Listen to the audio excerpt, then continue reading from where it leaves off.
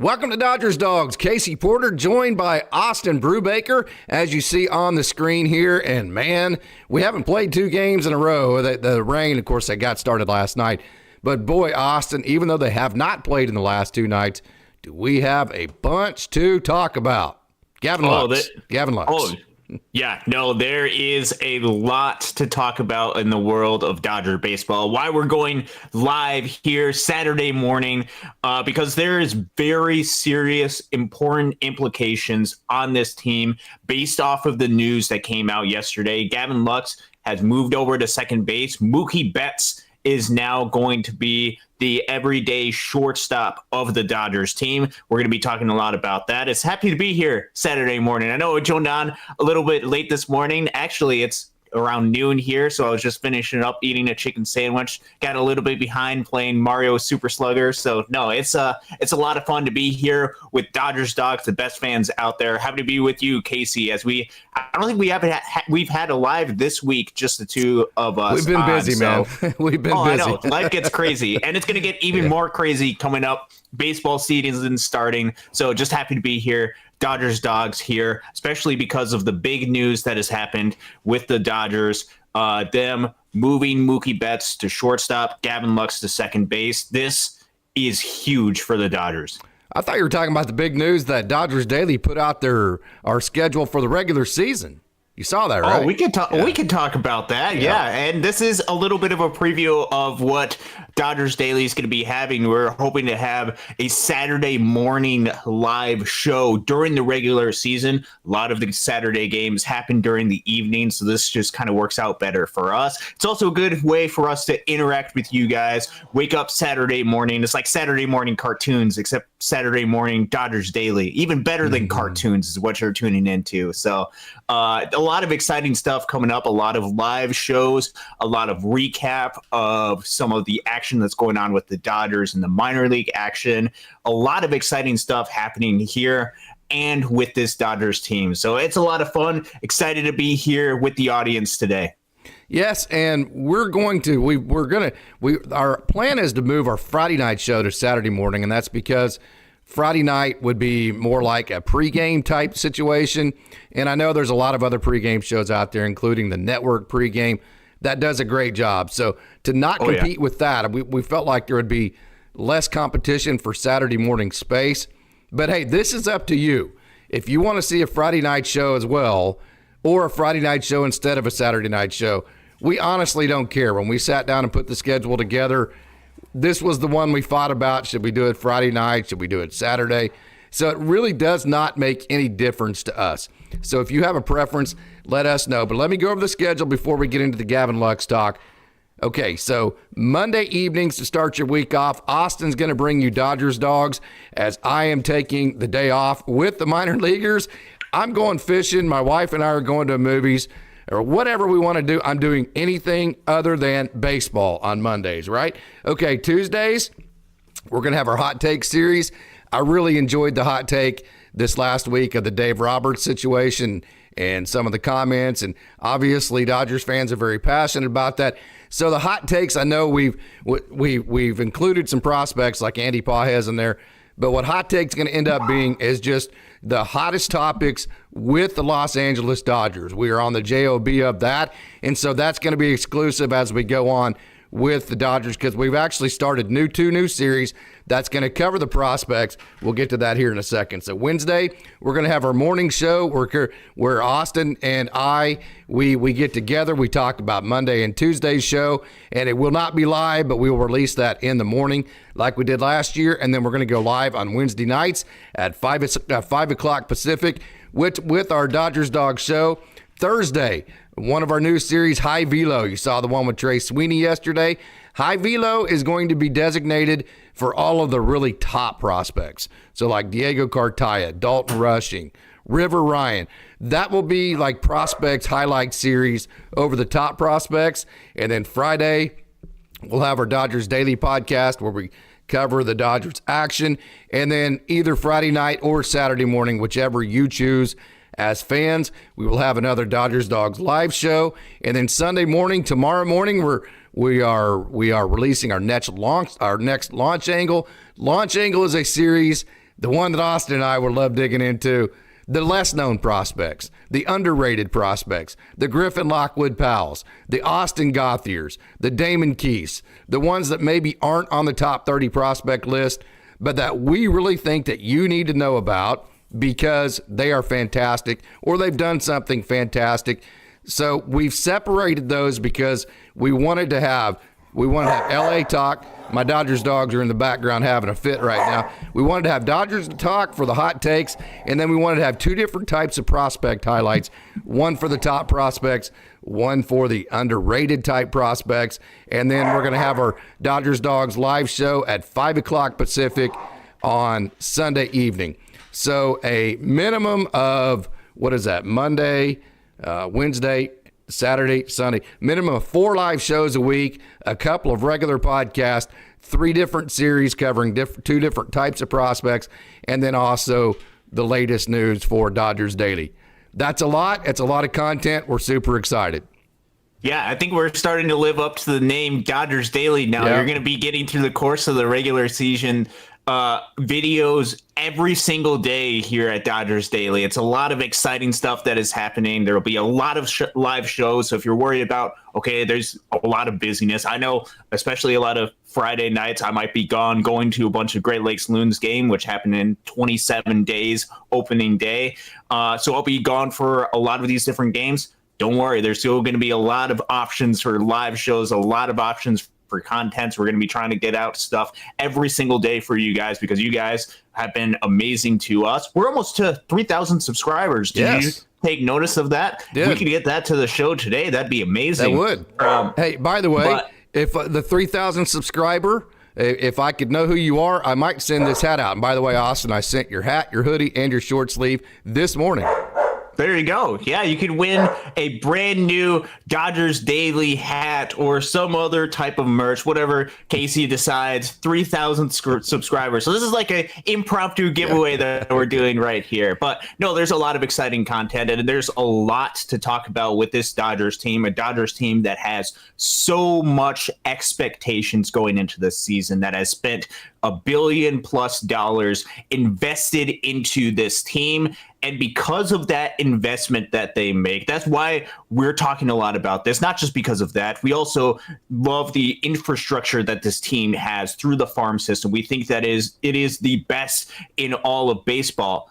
It is because of that that the Dodgers have decided to make the move. Mookie Betts is the shortstop. Gavin Lux is the second baseman. We had talked a lot about through the course of this offseason. Gavin Lux, we got to give Gavin Lux the opportunity to play shortstop. Mm-hmm. The Dodgers did give him some opportunities, and apparently the small sample size was so overwhelming to the Dodgers that they have decided to make the move. It was bowling shoe ugly. I love Gavin Lux. It was bowling shoe ugly. Yes, it was. Yeah. And we talked a lot about, okay, what are some of the implications of Gavin Lux? Gavin Lux, if he was the shortstop, would be incredibly valuable to this team. He would be somebody who you want to get a lot of reps in, and you would have him for under team control for several more years, a good, solid offensive piece, a different type of offensive player to this lineup, and to have him be at the shortstop position, that would have been awesome for the Dodgers to have.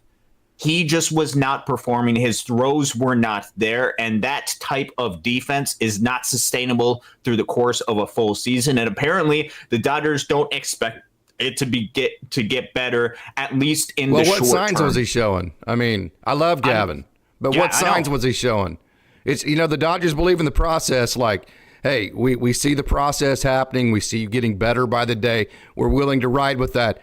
But what part of the process was getting better by the day that you could visibly see, right? Yeah, and this decision doesn't just come from the games that we were able to watch on TV. It also comes from the backfields, and it's because the Dodgers, they start very soon with the regular season. They go to Korea coming up pretty soon, and they will start their regular season, which means they're making this decision really late in the course of spring training. They only have a couple more games before they get onto that flight, head over there, and start to get ready for that series. So it is a last minute bold move by the Dodgers, but it was a move that the Dodgers feel is absolutely necessary for their team and absolutely necessary to get at least a couple of games in to start to get Mookie Betts and Gavin Lux ready for shortstop and then second base. What happened is the Dodgers got cold feet on the amount of time they felt like it was going to take Gavin Lux to get comfortable at shortstop. Now, let me give you some statistics on Gavin Lux, and I'm going to look to my left here, just to make sure that I get these properly.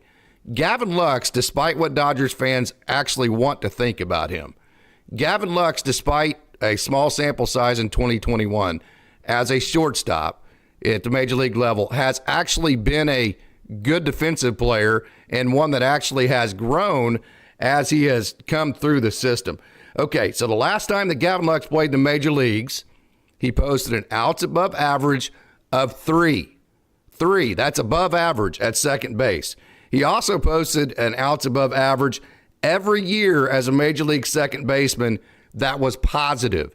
He has been an positive outs above average as a second baseman every single year that he has played second base at the major league level.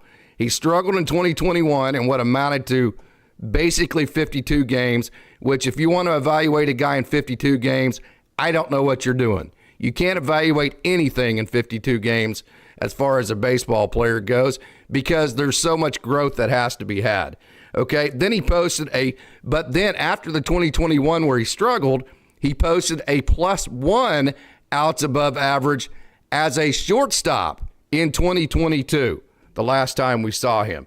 Also, the last year that he played shortstop in the minor leagues, which was 2019, he posted a fielding percentage at the AAA level, Austin, of 988. 988 as a second baseman and 977 at the AAA level as a shortstop. How good is 977? That would tie him with Bobby Witt Jr. as a top 10 fielding percentage at the AAA level. At the same time, Gavin Lux has posted WRC plus of 114 the last time he played in 2022. He was a 3-WAR player, and that's the most recent time that we have seen him play. I am not going to listen to people talk bad about Gavin Lux. He has been a good player. He is a good player. He's been both a good offensive player, a good defensive player, and there is no reason to misrepresent that. Those are the facts, okay? Now, was he playing good? Did it look like he was a shortstop, a caliber of shortstop that this club needed with Shohei Ohtani on it? He was not showing signs. For that fact, I can understand that the Dodgers got cold feet on the amount of time it was going to get him to get comfortable at shortstop. But don't tell me he hasn't been a good player. Don't tell me that. Not talking to you, Austin. Talking to whoever wants to say that. Yeah, no, Gavin Lux has been a good player in the past, and there is very good reason why the Dodgers would want him to be the shortstop going forward. He was going to be the shortstop in 2023. He was the heir apparent after the Trey Turner, after Corey Seager. He was the next shortstop.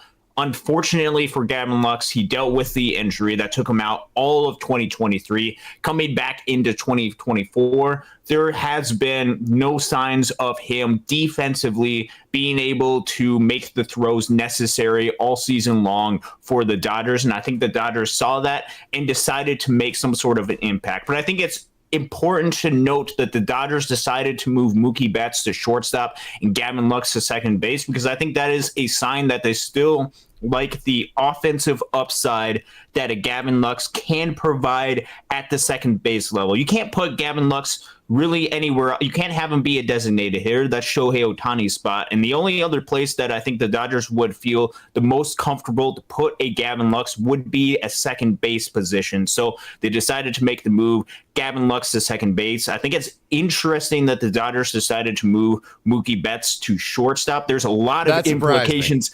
There's a lot of implications of that, because my understanding of why the Dodgers decided to move Mookie Betts to second base, there's a couple of different reasons. One, it is difficult to find an offensive second baseman to anywhere near the caliber of a Mookie Betts. I think that's part of it. Part of it also has to do with the health and making sure that Mookie Betts can get through the full season and be ready to go in the postseason as well. Last year, he was kind of moving around through a whole bunch of different positions based on areas of need. We did see some of Mookie Betts at shortstop.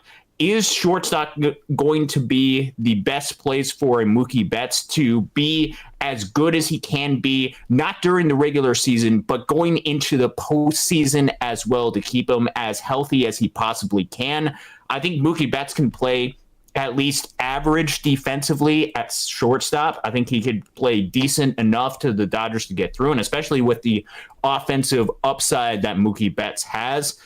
This is a really intriguing thing for the Dodgers. I think this is something where, at least for the first month or two during the season, because I don't think the Brewers right now are antsy to go out and trade Willy Adames right now, because I think they still believe that they're going to be competitive and still going to be good. I think it's still going to take time with that. There's going to be a lot of moving pieces right now with this team. The Dodgers decided to make the move Mookie Betts to shortstop, Gavin Lux to second base. Gavin Lux still has been a good offensive player, but you have to also consider the long-term implications for Mookie Betts as well. What's going to keep him healthy? I know David Vassegh was talking on his show about the health of Freddie Freeman as well with some of the throws. You can't have him dig every ground ball or every throw over to first out of the dirt, which is something that Gavin Lux was doing over and over again in spring training. So you have to think about the health of these guys as well. Mookie Betts, Gavin Lux. There's a lot of moving pieces right now. These are two really good, really amazing players. The Dodgers are trying everything they can to get both of these guys on the field. But through the course of this, at least so far in spring training, it was apparent that at least during this season, and we can talk a little bit about what this means long-term for the Dodgers. At least for this season, Gavin Lux wasn't the answer for the Dodgers at shortstop, so they decided to make the move for Mookie Betts to put him there. It just was going to take too long. I mean, I think just watching Gavin Lux, the timetable for the type of team that the Dodgers have this year was just going to take him too long. Nobody can make the claim that if Gavin Lux was given proper run, he wasn't going to be a good shortstop. He's shown it. He's shown it at every single level. He's shown it at the minor league level. He's shown it at the major league level. If he's given proper run and allowed to get comfortable, okay, yeah, you can say, well, his arm's not very good.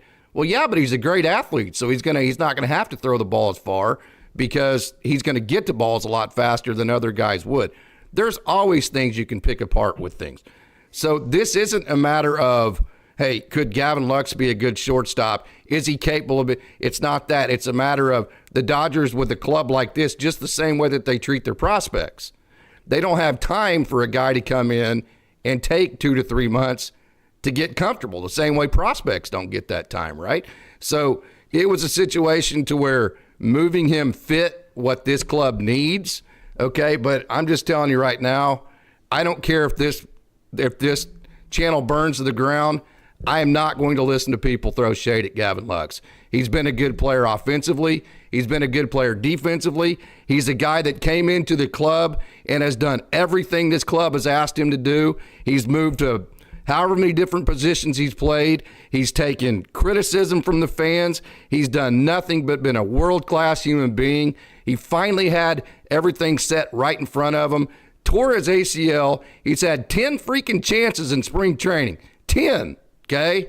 And we got people throwing shade at him. Not interested on this channel. So if you want to be one that wants to throw shade at Gavin Lux, go somewhere else. That's where I'm at. It has me. I just can't take it. But anyways. Yeah, no, you have to feel for Gavin as an individual. Absolutely. You have to feel for his and he journey. hasn't had a chance, first of all. I understand why the Dodgers are doing this, okay?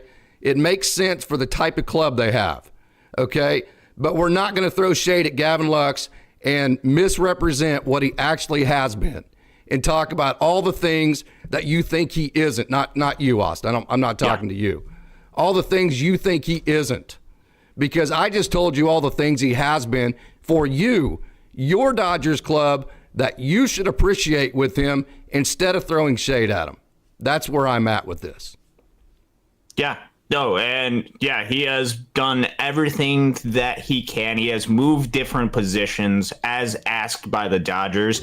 And then when he finally was going to get his opportunity last spring training, tore his ACL. And then when he gets his opportunity during this season, things just didn't work out. And so you have to feel for Gavin Lux. He's in his own head, I'm sure, right now, because he's like, there's a desperation he's probably feeling of he has to make and be perfect at every single play. And why isn't this working out? And if I feel that I'm letting the team down, I'm letting 100%. My fans down, I'm letting everybody down. And so I think with that, with all of this, all of the feelings that Gavin Lux has, I think the biggest thing that we can do as Dodgers fans is be supportive of him because of the type 100%. Of player that he can be. Because if you go approach at it at Gavin Lux, we've seen him throw 10 balls into the dirt this spring training. He's not a good player at all. That is one, that's not true. Also, how is that going to help the Dodgers in any significant way at all? How is that going to help Gavin Lux? I'm sure Gavin Lux knows exactly what some of the issues are and knows exactly that he has thrown the ball in the dirt. I know that he knows. I know it absolutely too. And so I think the thing that we can do as Dodgers fans is just be supportive of the guys. And you can be critical of it. You can be critical of the negative plays, but of the individual for the journey that he has, we're going to continue to try to be there. We're going to be continuing to root for Gavin Lux to be the successful and good, solid second baseman that we know he can be, a good offensive player, a dynamic type of offensive player this Dodgers team needs, who has shown in the past to be a good, solid defender at second base, past couple of seasons posting positive outs above average at the second base position. We believe in Mookie Betts, and we saw him take over the shortstop position at times last season. So we think this can be a good thing. But I think the thing that Gavin needs right now is one of those be there and continue to show him some support, because I think if we approach this through just Gavin Lux isn't good anymore, that's going to continue this negative spiral, and to the point where Gavin Lux is going to be in his own head, and this is going to start to translate to the offensive side of the baseball. And then what do the Dodgers get after that? Instead of an incredibly valuable piece, you're left with a player who it just turns into a lot of a negative situation. So with the Dodgers, this is the move that I think that the Dodgers had to make. I know it probably sucks, but I know it sucks for Gavin Lux, but for the Dodgers, with this amount of expectations that this team has, I think it is important for them to put the best team possible that they can onto the field, both offensively and defensively. And I think right now where this team is at, this is going to be a good thing for them. Now, I don't know what this does for the Dodgers as far as the long-term implications at shortstop, because I won't expect Mookie Betts for the long-term future of the Dodgers to be the shortstop. It might be all of 2024. That could be the case. But as far as 2025 and beyond, I don't know the answer to that. And I don't know what the team, the front office is thinking long-term, because I don't think they have a complete answer right now. They saw an area that they were hoping that Gavin Lux was going to be this everyday shortstop. And they ultimately came to the conclusion that this was not going to be the case, at least for this season. And they decided to pull a plug and make that transition, make that move. So it'll be interesting to see what the Dodgers have. There's too much resources put into this team. There's too high of expectations for this team. And they decided to make this move after what they've seen, not just in spring training games, but also in practice as well. And you root for these guys, and you hope that this is going to do really well for them. I want to circle back around and reiterate before we move on to a different topic that I am 100% in support of this move. I can't defend the way Gavin Lux looked in spring training. He's not comfortable. It's obvious that the time off has affected him. It's in his head. I totally disagree. And one thing that I've said, Austin, I think we've both said, been very consistent with, hey, there's no reason for you to trust Gavin Lux at this point. He's given you no reason to trust him, correct? But who you should trust is the front office. We've said several different times the front office will fix this. They are fixing this with Mookie Betts to get to Korea, get a shortstop to Korea that can get you two games, give you some time to sort things out, figure out, like you said, what your long-term is. So, hey, I'm not saying that they didn't make the right move. I would have done the exact same thing. On the last show I came on, whenever the last show was, one of the first things I said was Gavin Lux can't start in a major league game at shortstop right now. So trust me, I'm on that bandwagon. All I'm trying to say is you got to represent what Gavin Lux actually has been. We're not going to throw shade on a guy just simply because of a narrative that actually is not factually correct. So from that, we're going to move on, and we're going to go off. And I think one of the best stories in baseball last season, I know this isn't the Dodgers, but what the Phillies fans did to Trey Turner when he was really struggling, and they decided, hey, we'll go ahead and show that we have your back, and they still cheered him on as he was going through all the struggles that he had. And once he did that turned a mindset shift for Trey Turner and said, hey, and it loosened him up, and he started to really perform after that. I'm not saying you have to go out there and give Gavin Lux a standing ovation, but to have the support of these guys actually does make an impact because they hear a lot of the voices. And despite as much as they try to get it to not affect them, it can affect them at times, and especially with somebody who's coming back from injury. So be supportive of these guys. I know Gavin Lux hasn't shown himself to be the everyday shortstop right now. He's going to be playing second base, and I root and hope nothing but the best for Gavin Lux. Me too. He's just a wonderful young man, and he's a wonderful young baseball player that, just simply put, he's lost his confidence, and the Dodgers had to make a move. They had to make the move to protect the assets, or the assets being this club that they put together. I mean, they are all in. We've said that. So, hey, all of that is great. Again, all of that is great. But anyways, yeah, as we move on forward here, the Dodgers, they are a club that, they have all of this talent out there. They've struggled defensively. So where do they go from here? I mean, what's the game plan? I mean, is Mookie Betts? So here's the deal. It's like, it reminds me kind of the high school snowball, if you will, where whenever you bring in your shortstop to pitch, then your second baseman goes to shortstop, and then your right fielder goes to second base, and then a guy. So it's like it's just a snowball effect, right? So you take a guy that could be an elite right fielder or an elite second baseman to make an average shortstop out of him. So are you kind of cutting your nose off to spite your face there, would be my question. So sometimes, let me kind of explain it this way. Yeah. Sometimes you're better off like in a setting to where your pitcher isn't quite as good as maybe another guy that you have available, but that other guy is your shortstop, and so you're better defensively with that little less of a pitcher on the bump versus the guy that's a little bit better pitcher, but then you're way worse defensively at shortstop, right? So making Mookie Betts an average defensive player, even though you're filling the shortstop hole, is that actually a plus positive for this Dodgers team? I don't know. I think that's an interesting question.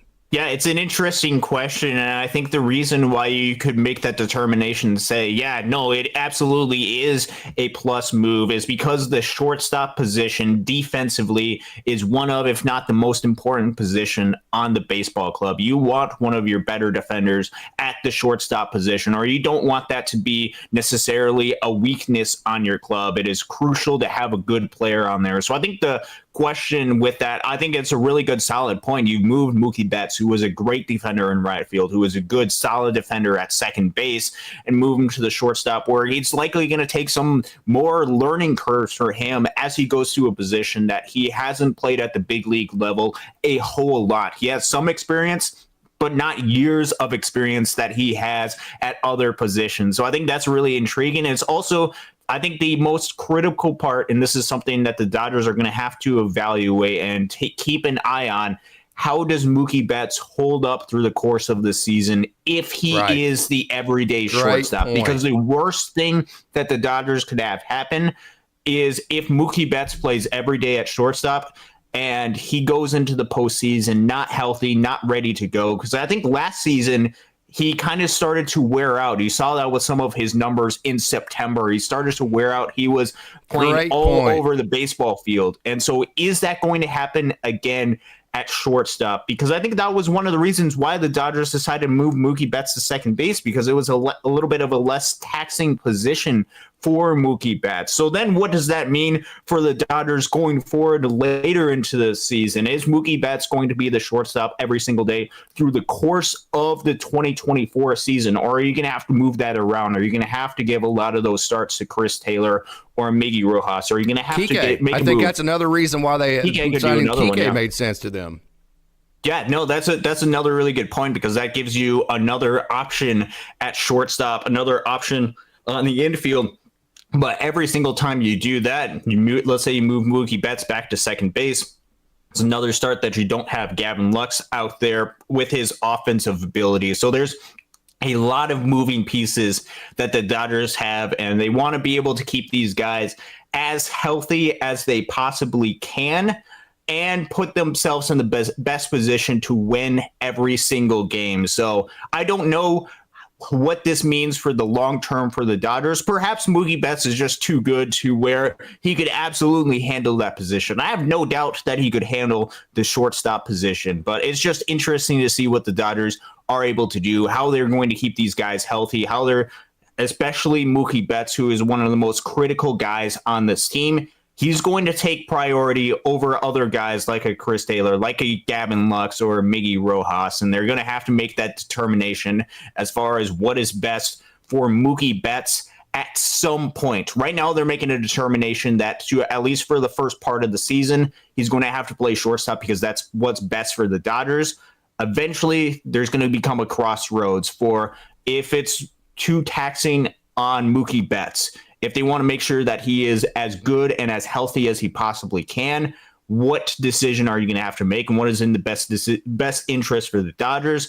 And a lot of this, what is in the best interest for the Dodgers, is just going to be what's in the best interest for making sure that Mookie Betts is 100% healthy and 100% ready to go for the postseason. So interesting decisions and interesting allusions to what could happen in the future for decisions for the Dodgers. What awesome comments you just made right there. A couple of things that I've seen in the chat here, Austin. Number one is absolutely showing somebody support makes a difference. We forget these guys are humans. They're absolutely humans. I'm telling you, man, whenever you support somebody, of course, hey, it's the major leagues. It's all about the results. Dave said that the other day, and he could not have been more correct. So I'm not necessarily talking about playing time or this or that, but support definitely goes a lot further than just trying to throw them out with the bathwater, right? And just trying to eat your own. That's a terrible way to do things. And I can tell you, again, even major leaguers feel that. And then number two, you mentioned the Mookie Betts thing as far as the taxing part. The thing that's great about that is you have Chris Taylor, you have Kike Hernandez, and then also Miggy Rowe. So I think in a lot of ways, playing shortstop, I think it's going to engage his brain to a point where we're going to get a really engaged Mookie Betts, right? And I think that's going to be great because he is so good. And then I think also, kind of like the Dodgers sit down and map out innings for each one of their pitchers and how they're going to come about those innings. And then they figure out, how do we need to manipulate the IL? How do we need to use the up-down train to make sure that we win 100 games and get all these certain innings that we have mapped out for all our pitchers, right? Mm-hmm. So similar to the way that they do that, I think they need to sit down, if Mookie Betts is the shortstop for the entire season, sit down and figure out optimally for his body when we enter the playoffs, what is the optimal amount of innings and games at shortstop for him, and then sit down and map out the schedule as far as when does he need to play second base, when does he need to play shortstop, maybe take a game off, maybe even play right field to hit those benchmarks and those targets. And the beautiful thing about the way that they constructed this roster, we talk about this front office all the time. They have plan A, they have plan B, they have plan B, and plan D, right? So whatever way they map out the innings at shortstop for Mookie Betts, they have the depth to do it with. So I think that's another brilliant way in the way that the Dodgers have constructed this roster. Yeah, and I think this is something where if you just take it in a vacuum, yes, it seems like the Dodgers are going to have to make this judgment call on the fly, make the math for Mookie Betts on the fly, and they're going to have to make some adjustments. But I think this was part of the equation that they had already had in mind for Gavin Lux. I think he was going to be the everyday shortstop. But I also think that they were going to give him a lot of time off, a lot of time for him to get back in healthy in there, give some time for Miguel Rojas and Chris Taylor and Kike Hernandez at shortstop. So they're going to have to make a little bit of adjustment at shortstop with Mookie Betts going there instead of Gavin Lux. But I think they already had in mind some type of rotation, some type of map on the schedule of what they are thinking about to make sure that the shortstop is rested and healthy. Now that just changes from Gavin Lux to Mookie Betts. And I think Mookie Betts is still going to play just about every single day. It just might be a little bit, it's going to be a lot more games at shortstop than we had originally anticipated. So I think that is a really good, really solid point. And I think it's really important to keep in mind that each one of these guys are human beings, and they very much have that. And this is through the course of professional players at the major league level, also at the minor league level as well. I know you and I get to have interactions with these guys, particularly at the minor league level, just based on the way where we are located and stuff. And the game of baseball is hard. It is difficult. There is so much failure in this game of baseball, which is why if you go out there and show support, if you show that positivity to these guys, it makes a huge difference. And I've had the chance to interact with a lot of different guys about this. I've had the chance to make very serious impacts on a lot of these guys because I go to these games, because I like to have fun and also go there and support the guys no matter what they're going through. And I think that makes a really big impact. It absolutely does. Hey, we have a great lobby going on. Dodgers Dogs fans are the absolute best. Hey, Gregory, good evening, or good morning, I should say. Gregory, we have a great crowd. Michael, Craig, Showtime, Deuce, what a great crowd. Cole, DJ Jesse, Skystep Drones, Chris Faubourg, Roy Jay's in the lobby as well. What a wonderful crowd we have. Saturday morning, our Dodgers Dogs never let us down, do they? No, they never do. You guys are amazing. As we have, I don't think we've stated, make sure to hit the like button, but we had mentioned earlier in the show, in case you didn't tune in, we are really close to 3,000 subscribers. Casey had mentioned, and you can hold them to that. If you're the 3,000th subscriber to Dodgers Daily, maybe there'll be a little bit of Dodgers Daily merch that you might get if you get into contact with us. So we're close to that goal. No, you guys are amazing, and it's fun to see the interaction that you guys have. And I know that you guys want the best for the Dodgers, want the best for these players, which is why the comments are just so great and so good. And even though it's Saturday morning, it's afternoon for me. But it's Saturday morning on the West Coast, and you guys couldn't be more excited for Dodgers baseball happening in just 11 days until opening day, something like that, less than 2 weeks. We're getting really close. Hey, changing topics here. We had a question. Do you think that Freddie and Ohtani both can steal 40 bases this year? You know what? I don't want to put limitations on what this Dodgers team can do, and they're certainly going to get on base quite a bit, but I'm anticipating them hitting too many extra base hits, and I don't think they can steal third 40 different times. That's such an Austin Brubaker answer right there. So I will go out and crush the dreams and say no, but I will say that will come with a lot more doubles and maybe some more home runs to where they won't get as many opportunities to steal 40 bases, because I don't think they're big steal third base type of people, no matter how much bigger the bases are. I think the next step for Lux would be, if he doesn't fix his throwing situation, I mean, it's ugly. He threw one into the dirt last night. You can't be throwing balls into the dirt as a major leaguer. That's not throwing shade. That is a fact, right? Okay, so if he doesn't get this figured out, he can't be on a field defensively in a major league lineup. You can't have a guy that can't throw the ball from his position to first base.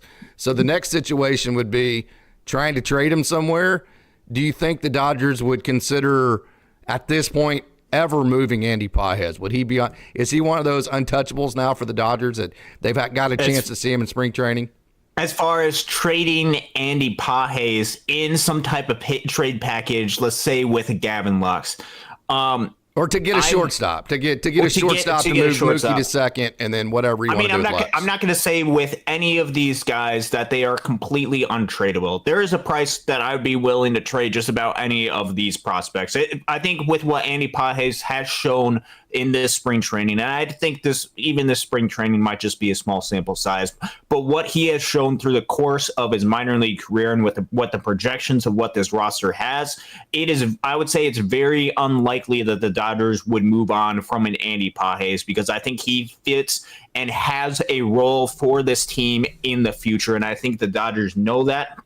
And they're starting to see some of the offensive potential that he has. I got a chance to show a clip from a game that Andy Pages had, actually on Monday's show. And I think that just shows the absolute clutchness that Andy Pages has. And so you can go back and watch some of that video, or you can go back, find my account on Twitter or on X, and find that video on there. Andy Pages has all of the tools to be an everyday major league player, from his defensive ability to his offensive tools, his power, his plate discipline. Everything about it screams he is an everyday outfielder for this team, and especially with the Dodgers needing an outfielder in 2025 and beyond. That is not a piece that I think the Dodgers would give up easily. So it depends on what the package is and who exactly they're trying to get for shortstop. I also know this Dodgers club is all in for 2024. And if trading Andy Pages gets you that much closer to being there, and you think that's going to put you over the top to win a World Series in 2024, the Dodgers would make that type of move. So I don't anticipate it. I'm not saying that it is likely at all. But the Dodgers also know that they have invested so much to this team, and they're going to make whatever moves they can to put themselves in the best position to win the World Series in 2024. Again, not saying that they're going to trade Andy Pages, not saying that it's likely at all, but I'm not going to say that there's a 0% chance that they do. All right, man. You have awesome takes, and whenever you and I usually are on opposite side of things, usually you explain it and you make sense to me by the end of the conversation. I'm on your side. No way would I favor ever trading Andy Pages this year, because he's shown that he's probably going to be a starting outfielder for you as early as next year, correct? In the outfield. Mm-hmm. As early as next year, if not by the end of this year. And so I think between Mookie, Taylor, Miggy Rowe, and Kike, you can handle shortstop without giving up Andy Pages. And then you still have Andy Pages. So I'm in favor of using that combination of four guys and keeping Andy Pages versus going and getting somebody else in a trade package and getting rid of Andy Pages, who might or might not be better than what you already have. Whenever you put in the WRC plus, the WAR metrics, the defense and the offense and all of that. Yeah, no, I think that's absolutely right. So the question would be who and what trade package, and how does it best fill the need for just the Dodgers this season? If you're going out and just getting a rental shortstop, if you're just going out and getting Willy Adames for it to be your shortstop this season, then I don't think it's worth just 1 year of Willy Adames and giving up the 6 years of Andy Pages. I don't think that is worth it. Even if you sign Adames to an extension, I don't know if that's worth it, because I think you could I don't think the Brewers are going to re-sign him, so you could potentially look in the offseason for that as well. So there's a lot of moving pieces, but if there is a case where it's like there's a star caliber player and they're looking for Andy Pages, of course you got to consider that. Who would it be? So I don't know. I don't have any sort of answers right now. First of all, which shortstop would it be that would be worth giving up Andy Pages for? Yeah, I don't know what sort of shortstop, because I don't know. I don't anticipate any other star level shortstops right now being in the trade market. The Royals just extended Bobby Witt. Yeah, there's no way that they're going to give him up, and he's really good. So if the Dodgers are going to get him in a trade package, of course you would consider giving up Andy Pages, because you're getting getting a star level player. But I don't anticipate it right now, because I think the Dodgers were blown away but what they've seen with Andy Pages, not just in the spring training, but in the past as well. And I think they anticipate him playing a big role for this team going forward in the future. And I think he can be a key contributor to a playoff type of team with some of the clutch hits that he's had in the past, with his power and the ability to put his team on his back. So it'll be interesting to see what the Dodgers do. They're going to have to make a lot of different determinations. And I think there is going to be a tax on the Dodgers, meaning the Dodgers are probably going to have to give up more than what they want to, or more than what maybe even other teams have to give up in order, if they want to go get another shortstop, they're going to have to give up a lot to get that shortstop, because I don't think other teams are going to come easily to give up and trade with the Dodgers, as opposed to some other teams where they might not be as good as the Dodgers. So it's going to be interesting to see what happens, but I think right now they are content and good enough with Mookie Betts as the everyday shortstop, and then they have a lot of backup options if needed that can play shortstop, which is why the Dodgers have Chris Taylor, why they have Miguel Rojas, even though he might not have the offensive upside as a lot of these other guys on this roster, why they decided to go out and get a Kike Hernandez. This is what positional versatility provides to your team with Chris Taylor and Kike Hernandez, because they can play shorts, they can also play outfield, they can play just about any position, and why other players coming up with this organization, like an Austin Gauthier, I think it's going to be so incredibly valuable. So it's going to be interesting to see what happens in this decision with Andy Pages and with this club going forward at shortstop. It's also, Austin, why you have championed the idea of no Emmanuel Clase. Not that I wouldn't want him on the roster, but hey, until you know exactly what you have to have on this team, until you figure out what you're going to do at shortstop, you got to keep all your trade chips in your back pocket so you can have them to go get that final piece. You have been championing that thought basically since the last out was made in the last game last year. You've been right on with that.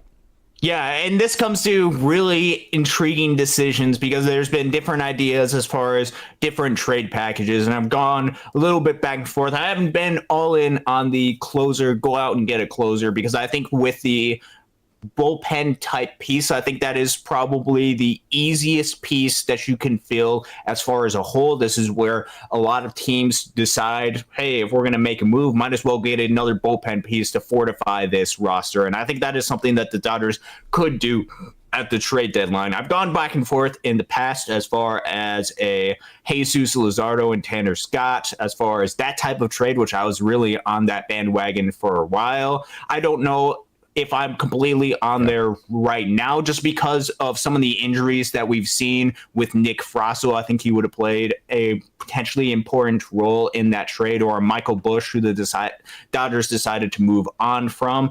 But this is why you want to keep a lot of your trade pieces going into the season, and maybe not make all of this decisions, make all of the fortification of your roster at the beginning of the season. Injuries or different circumstances will occur through the course of the season, and we're already starting to see that with shortstop. So you do still have a lot of your trade pieces. You still have a lot of pitching prospects that deserve time at the big league level, who we want to see have time. And one of the reasons why we wanted the Dodgers to make a trade, because we think that would have opened up opportunities for them to get playing time.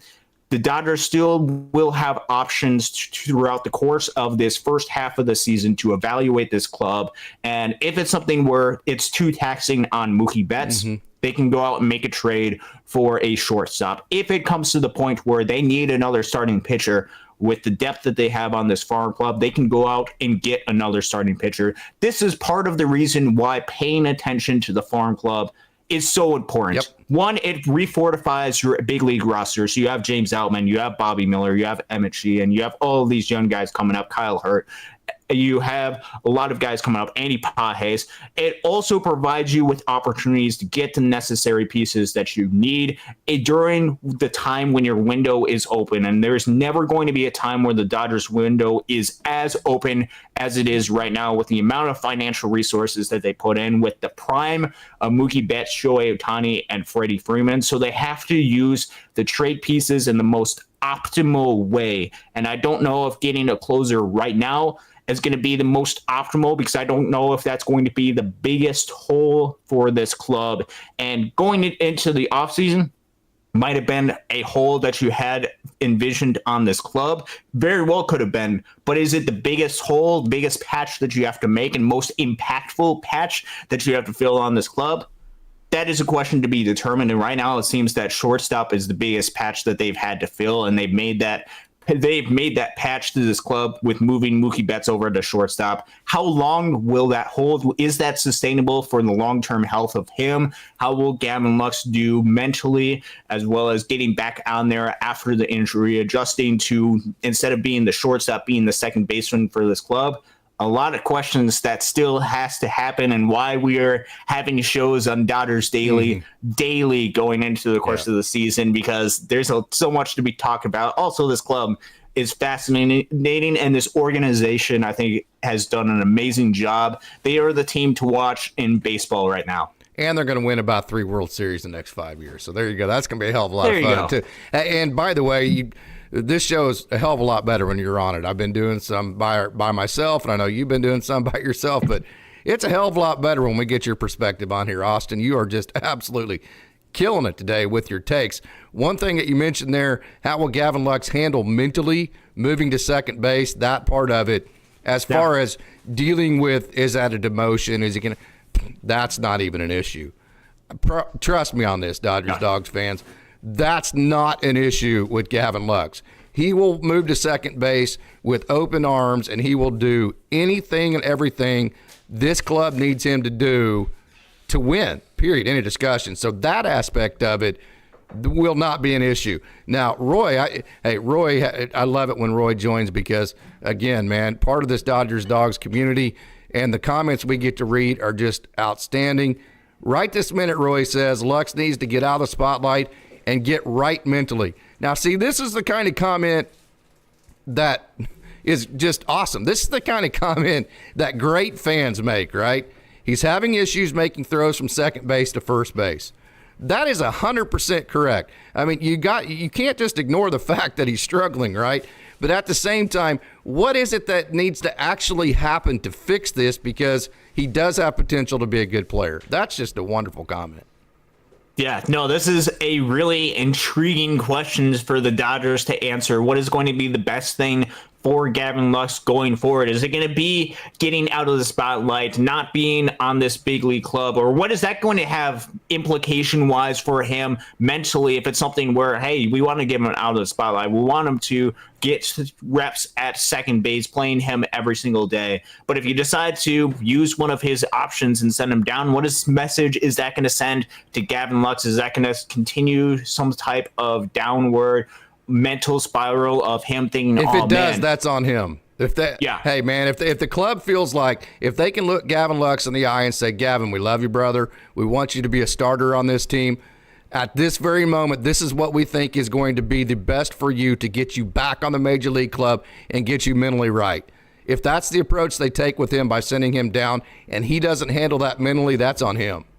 Yeah, no, and that's absolutely right, and that's something that all of this brings up, and Dodgers have to consider. I have full faith that Gavin Lux is going to be able to bounce back, that he's going to be able to make the throws and be the defensive player that we've seen him in the past be at a second base, and be the offensive type of player that perhaps this Dodgers team needs, a dynamic type of piece that can help set the table for the run producers. There's so many run producers that this Dodgers lineup has. What it means for the next steps going forward, really intriguing, and it's going to be interesting to see what the Dodgers have. I still expect Gavin Lux to be on this team opening day to be the second baseman, but we're going to have to watch. We're going to have to watch the next couple of spring training games heading into their series in Korea. It reminds me of the time I can't remember. I was 16 or something. Coach Holt came out to me, and I had made a couple errors, and I was nervous, and I was playing with older guys, and just wasn't comfortable, and I was kind of in one of those periods, and you know, going through one of those patches where I was like, dude, hit it to somewhere else. Just don't hit it to me right now, right? Let's not do this. This is getting ugly. And I remember Coach Holt came out to the mound, and he looks at me and he goes, hey man, You realize there's 6 billion people on Earth, and there's only about 32 of them that actually even know we're playing right now.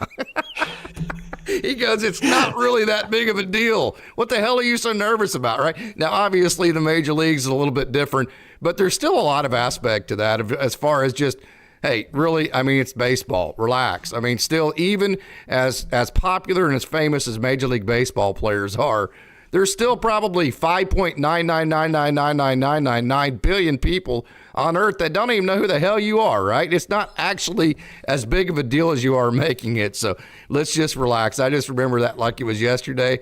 And, man, I just walked back to third base going, yeah, man, just throw the damn ball to first base. It's not a big deal, right? It was like the coolest thing ever.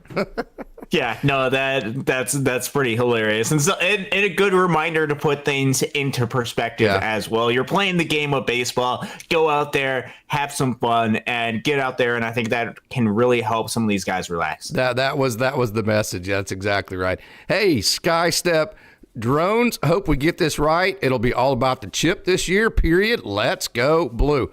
You're seeing that. This is a front office, and that's why I have said my message has been consistent. Don't trust Gavin Lux. You don't have any reason to. Trust the front office. They haven't put this roster together only to lose because they don't have a shortstop that can't play a major league caliber at that position, probably the most taxing and important defensive position on the field. They're not going to do that. They will fix this, and this is a clear message to the fans, to everybody that's a Dodgers fan. We are not messing around. We are going to we don't care about hurting. Hey, remember last show or on the hot take mentioned with Dave Roberts, playoffs, whenever it comes to results instead of the process, you can't be worried about hurting feelings. Well, that's exactly where the Dodgers are at right now, right? Mm-hmm. Yeah, and perhaps you can take this as a little bit of a good sign too, because I think the natural thing would have been, hey, let's try not to ruffle any feathers. Let's try to keep this clubhouse doing good. With Gavin Lux, let's give him some more reps at shortstop. Clearly, the Dodgers are making a statement that they are all in on this season, and they expect nothing but excellence and nothing but the best, because their goal has to be and is to win a championship, because the last couple of seasons have ended so incredibly poorly for this Dodgers club, and they need to make a statement this season with the amount of resources that they put into this club. There is no other expectations that the Dodgers have besides winning the World Series. They have their sole focus on that, and they're going to make whatever decisions they have to, and they're going to do whatever they can to win that World Series. It doesn't matter what they do, they just have to win that World Series. And this is a move indicating that they are willing to make drastic changes, even with a small sample size, even with the course of what they've seen so far in spring training, to go after and win a World Series. I think this is a very clear message, and I think this right now puts them in the best position to win that World Series. I think you hit it earlier. The big part here, we kind of glossed over it. You know that for every ground ball that we saw on the main field, he took 250 on the backfields off of live at-bats and off of live runners and all of that. And so the Dodgers didn't just evaluate this on the 10 chances he's had. They evaluated this on the entire process they've seen him go through in all of the action on the backfields in spring training. So like we said, the Dodgers front office are all in. They are going to fix this. Hey, Jay, good morning. Thank you so much for all of the work you do here on Dodgers Daily. Jay is a rock star. He helps so much. He's been helping categorize the hot takes and then also the launch angles and the exit velos, and actually been suggesting hooks and titles and thumbnails. He is a rock star with this stuff.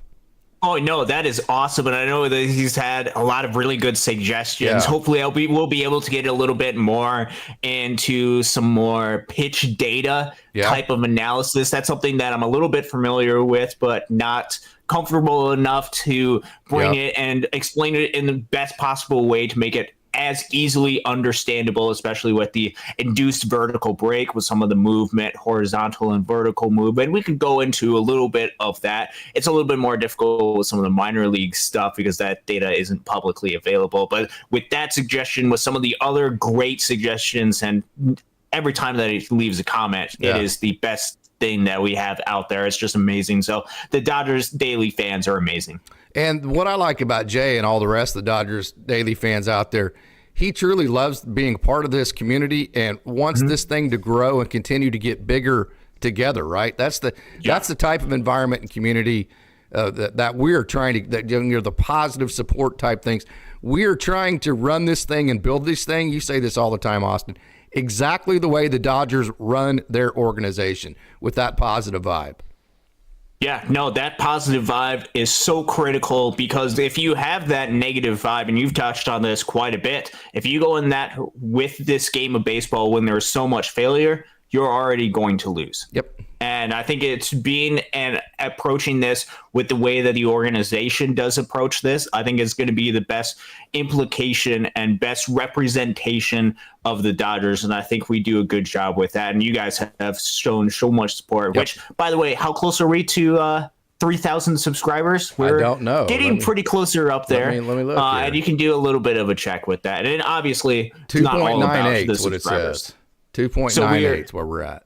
So we're less than about 20 away or something like that? Yeah, a little less than 20. Hey, Jay says Trey Turner credited the positive support of notoriously harsh Philadelphia fans for his turnaround last year. So that was a great point that you made, Austin. And then Jay also says Gavin Lux can be an all-star level second baseman. I agree with that. The Dodgers need to get Lux right and then figure out what to do. Whether that be send him to the minor leagues, whether that be whatever plan they put together, if it's put together from a perspective of this is to get you right, Gavin, so we can get you back out here and reach your potential, which is your potential is possibly being an all-star second baseman, as Jay is saying here. If he's a 3-WAR and above average defender, he'll be very valuable and the team will have options. Yes, no, they will have options. And if you have a 3-WAR type of second baseman, that is incredibly valuable. Is he capable of that? Yes, he is capable of that, because he has proven with his outs above average that he can be a solid to potentially above average. Now, is he going to be a solid to above average second baseman this season? That is yet to be determined, and I know he's going to be putting a lot of work into that. But offensively, I think he can be one of those 115 to 120 type of WRC plus at some of the upside that he has, and with some of the pitches that he potentially could get if he's hitting later in the lineup as he has this spring training. You're going to want to get Gavin Lux out before you get into Mookie Betts, Shohei Ohtani, Freddie Freeman part of the lineup. So is it possible? Yes, it is possible for him to be a 3-WAR player. Will he be that in 2024? That is yet to be determined. Roy says shortstop's the most premium position in baseball. It's the anchor of your defense and typically your best fielder. Also, usually your leader as well, like a Miggy Rowe. This is not a Band-Aid position if you have World Series aspirations. I don't. There's no way to argue with that. That's an elite comment, Roy. Fantastic comment there. That is just wonderful.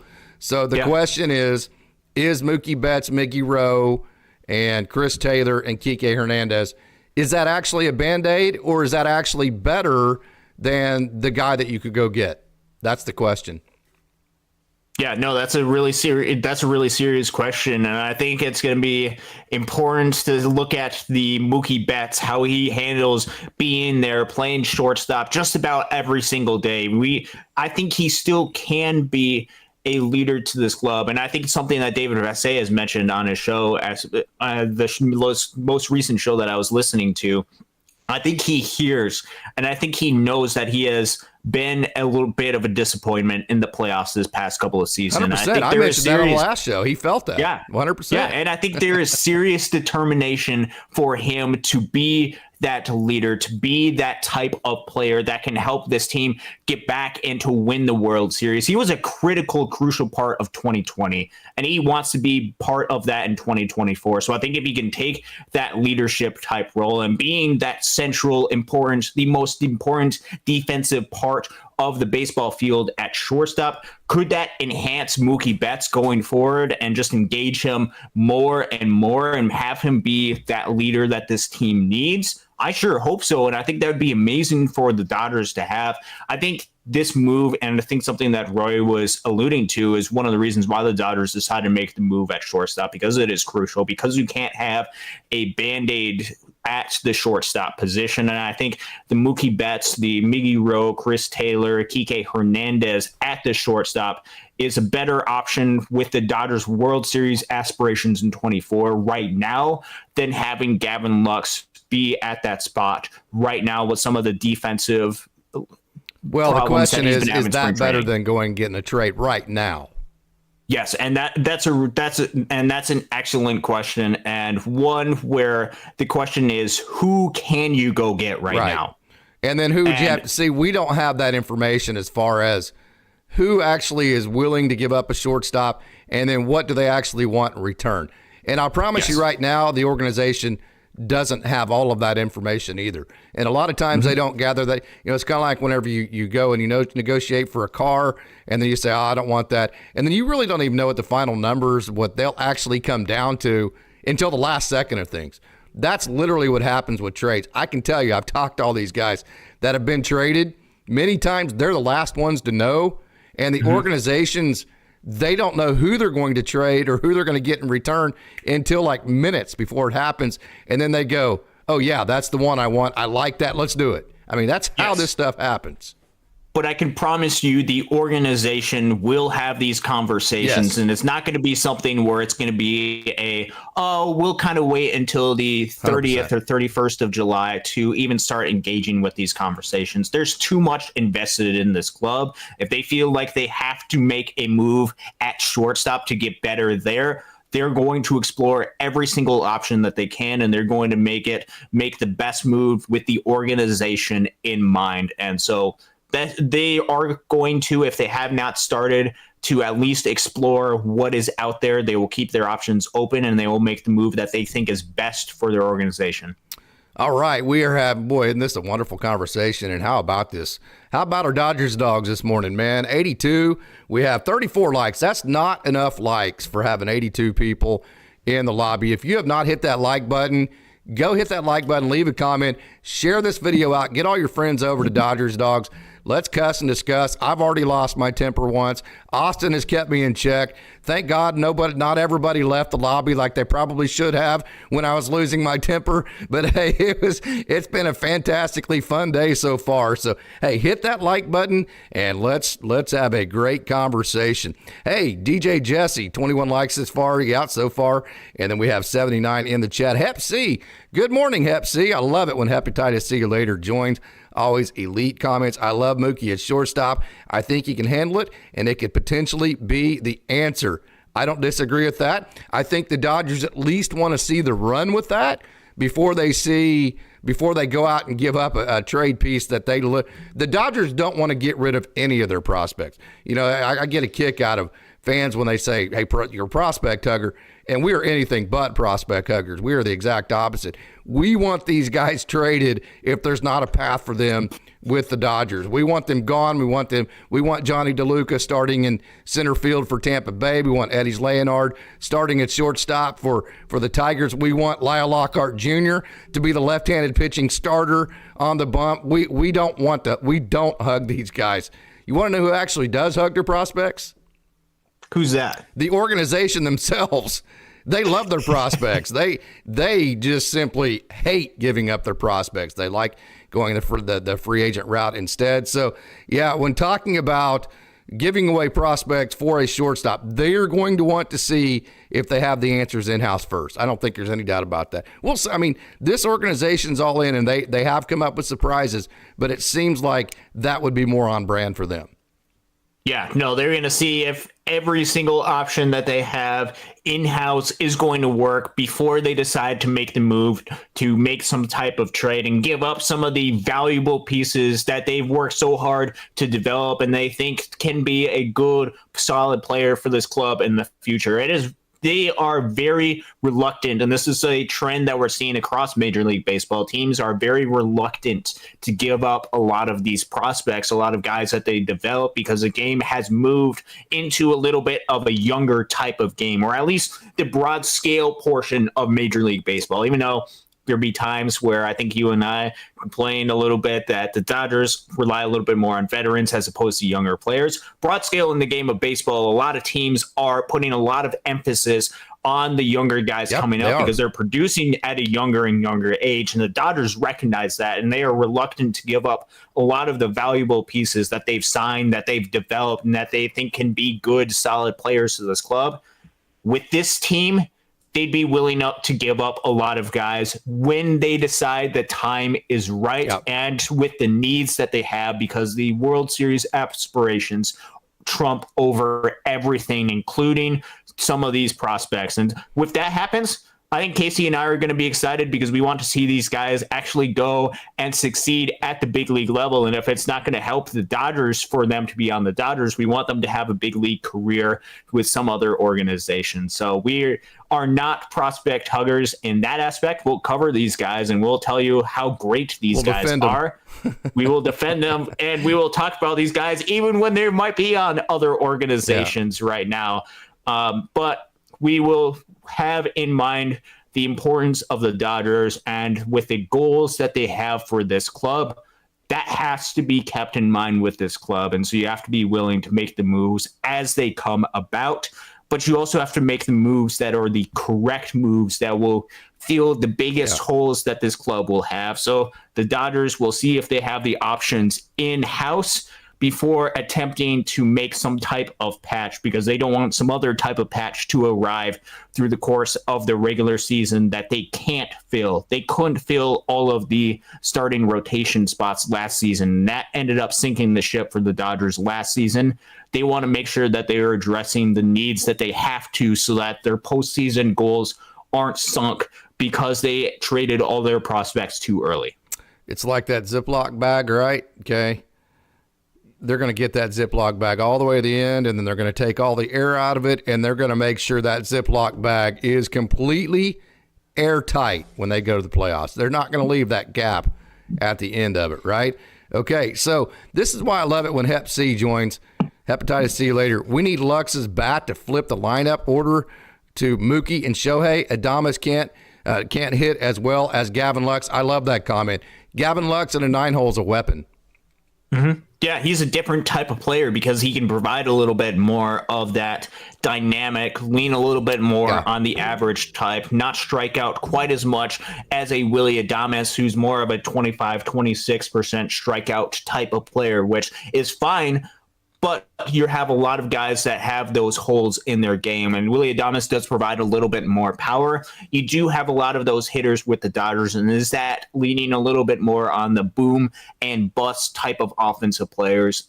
That might be, and perhaps his defensive ability overcomes that, but is that going to be the best for the short sample of a postseason type of environment? Or would you rather get Gavin Lux ready, healthy, ready to go, so you have a different type of player offensively in your lineup that can turn at second base? Yes, and I'm talking with Gavin Lux at second base that can turn your lineup over to a Mookie Betts, then a Shohei Ohtani, then a Freddie Freeman, then all of the other rest of the juggernaut of a lineup that the Dodgers have. I think if Gavin Lux can be that offensive type of player, he's going to be a valuable piece for this Dodgers. And why they decided to make this move to move him to second base is also they understand the importance of Gavin Lux and his offensive ability. And he's not going to handle it at shortstop defensively. And so second base provides him with the best opportunity to be out there defensively and to get his bat in the lineup. So one of the things, obviously, Andy Pages is simply fantastic. He's lost the weight. He's become more versatile defensively. He hasn't lost the power even with the lost weight. So it's been a plus for him as far as all of that goes and getting his body in the best shape that he's ever been in. He is a great player. He has great tools. He has great talent. We've always known that about him. But another thing that makes Andy Pages so valuable to this organization is that they don't have – well, the only other right-handed outfielder that has Andy Pages' type of ability that's close to the major leagues right now is Jose Ramos. And he's still a little bit of a work in process as far as progress, I should say, as far as the bat-to-ball skills. And so one of the things that makes Andy Pages so unexpendable, if you will, is the fact that he's the only right-handed outfielder that that the Dodgers have right now that could replace somebody like Teo Hernandez next year. Yeah, no, he's the most major league ready. And Jose Ramos, we've talked about him quite a bit, has a lot of the similar tools that an Andy Pages has. Maybe not quite with the offensive upside, at least from what we've seen so far. Oh, really? You don't think he has the same offensive upside? See, I see refinement. I see the same upside, just needing refinement a little bit more. I'm just saying that in the past at his minor league level, Andy Pages has shown like a 150 WRC plus. Jose Ramos has flashed like a 130 WRC plus. But that's because of the swing and miss, though. Like, yes, Pages walks more and he doesn't swing and miss as much. I see that as refinement, not upside. Which means there's a little bit more refined in Andy Pages' tools, which means there might be a little bit more variance in a Jose Ramos to where he might not be able to reach that offensive upside if he continues to have the same swing and miss type of struggles that he has displayed so far. Still a lot of the same tools, still the same type of power, and still ability to draw walks. With the swing and miss that Jose Ramos has, you're not as confident with the offensive upside because he still has to show that he can have that plate discipline, still have that ability, the bat-to-ball skills, which provides a little bit more consistency that an Andy Pages has. I think there's two really good, really solid talents that have shown a lot this spring training. Andy Pages, I think, is still a step ahead of a Jose Ramos to where you probably would feel comfortable with him being that everyday outfielder for the Dodgers next season. Jose Ramos still has a couple more question marks and still a couple more things that he has to do to prove that he can be an everyday type player for the Dodgers. So I think that's why they are more high on Andy Pages right now, because I think he is closer to being big league ready and closer to being able to fill the hole on this Dodgers roster that's going to open up next season than a Jose Ramos, who very well could fill some of those holes, very well has the talent to do so, still has some to prove, and there's still a little bit more question marks with Jose Ramos with some of his swing and miss ability. I will die on the hill, too, to say that Ryan Ward has the same type of hit tool. Obviously doesn't have the arm, and it's left-handed. Yeah. I think the Dodgers want a right-hander to hit lefties, but Ryan Ward definitely has that same type of hit tool. And you say, well, Andy Pages and Ramos hit some runs. Well, so does Ryan Ward. Yeah. I think one thing that gets very underrated for him is that he has been in the lead in 2 or 3 of the last different years of home runs in the entire organization. And there's been times where he's done that and approached 300 with his batting average. I know in 2022, he was hitting like 286. He was leading the entire organization in home runs, and it was like August 6th. And then he broke his foot and didn't quite get back on track. But Ryan Ward, I will die on the hill that he has a good major league hit tool. It's going to be about the defense for him. The upside to Andy Pages or Ramos is that they're better defenders. They're going to cover more range and have better arms.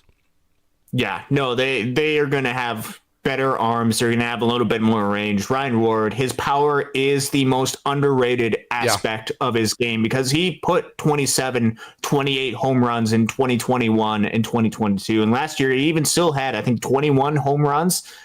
He still has a lot of power. There's still a lot of really good outfielders that are in this Dodgers club, and that's not even mentioning a Drew Avens type who we've gotten to see a lot this spring training, who has showed a lot of those baseball IQ type of plays, that fundamental type of game, and some of his speed aspects where there's, I believe, a ground ball from Dalton Rushing where he ended up going home when he was on third on that type of play. Scored from first on a single. Oh, yeah. A lot of those where you're like, the Dodgers could really use a player like that. So there's a lot of talent that is coming up through this club, a lot of outfielders that are close to major league ready. We'll see what the Dodgers end up making the determination as far as the future of this club. I think the outfield and position player roster right now is set unless they want to send Gavin Lux down to the minor leagues, in which case maybe it's Miguel Vargas that gets the opportunity. Maybe it's an Andre Lipsius who has joined the Dodgers as well, even though he is a little bit more of the infielder, a little bit more of that third base, maybe second base, and then first base type. So maybe you can get some reps at second base as well. Intriguing type of player that we talked about on Monday's show. So a lot of different options that the Dodgers have in their future, but still a an overwhelming amount of talent that the Dodgers have right now, and we're getting a chance to see some of that this spring training. Even though past couple of games, how disappointing has that been? A couple of rainouts, that's no fun. Yeah, no doubt. Hey, just to kind of go to show how underrated Drew Avens is. In spring training, he's hitting .333 OPS, .943, and so far he scored 6 runs. And Drew Avens has been in the top 10 and top 5 and 5 or 6 in scoring runs in the AAA for the last 3 years. Drew Avens is a fantastic baseball player. I will die on that hill, too, that he is definitely a major league caliber player.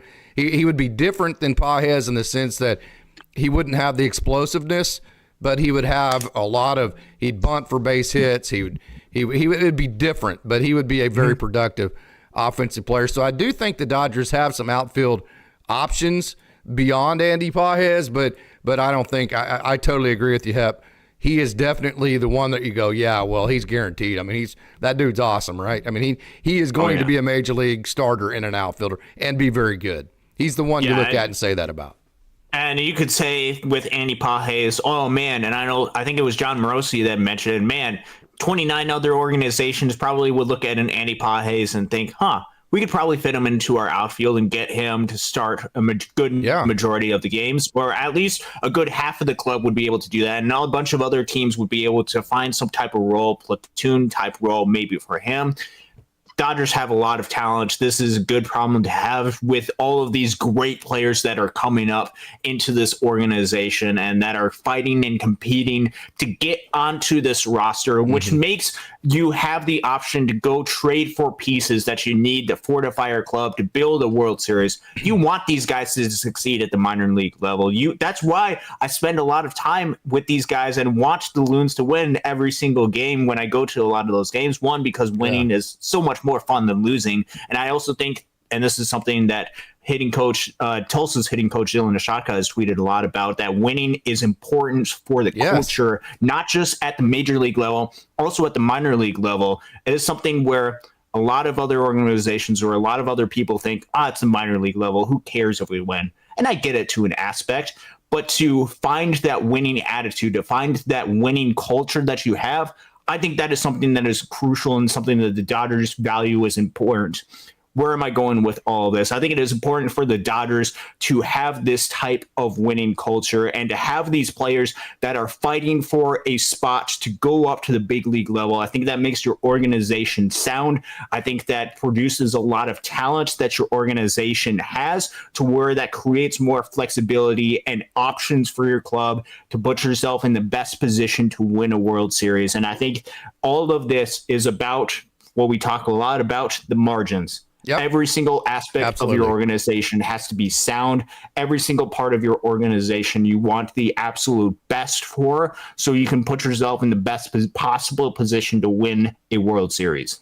100%. Hey, Bigger 64 or Big RR 64, thank you so much for joining. If you haven't done it, hit that like button. Only 42 likes. We like those likes to get over 100. We've had a great lobby.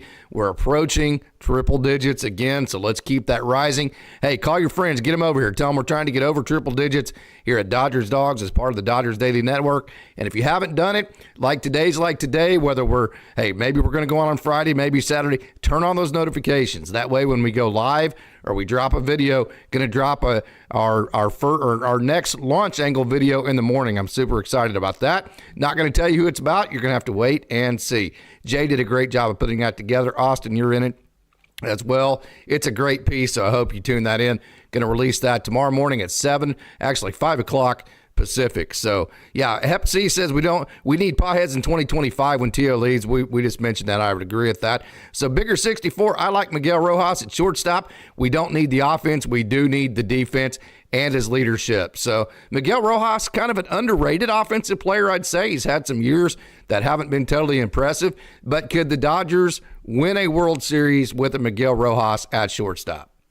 Yeah, no, that's a really good question. Defensively, yes, he would be the best defensive option at shortstop, and I don't think there's a close second as far as his defense ability at the shortstop position. It has to do with his lack of offensive upside. It's more closer to being an 80 to 75-ish WRC plus type of player, which is well below average, which you could make the argument that you have a lot of really good, really talented pieces in this lineup. You have a Shohei Ohtani, Mookie Betts, Freddie Freeman, Max Muncy, Will Smith, Teoscar Hernandez, James Outman that can overcome one lack of offensive piece on your roster, and that can be made up for by some of the defensive value that he provides.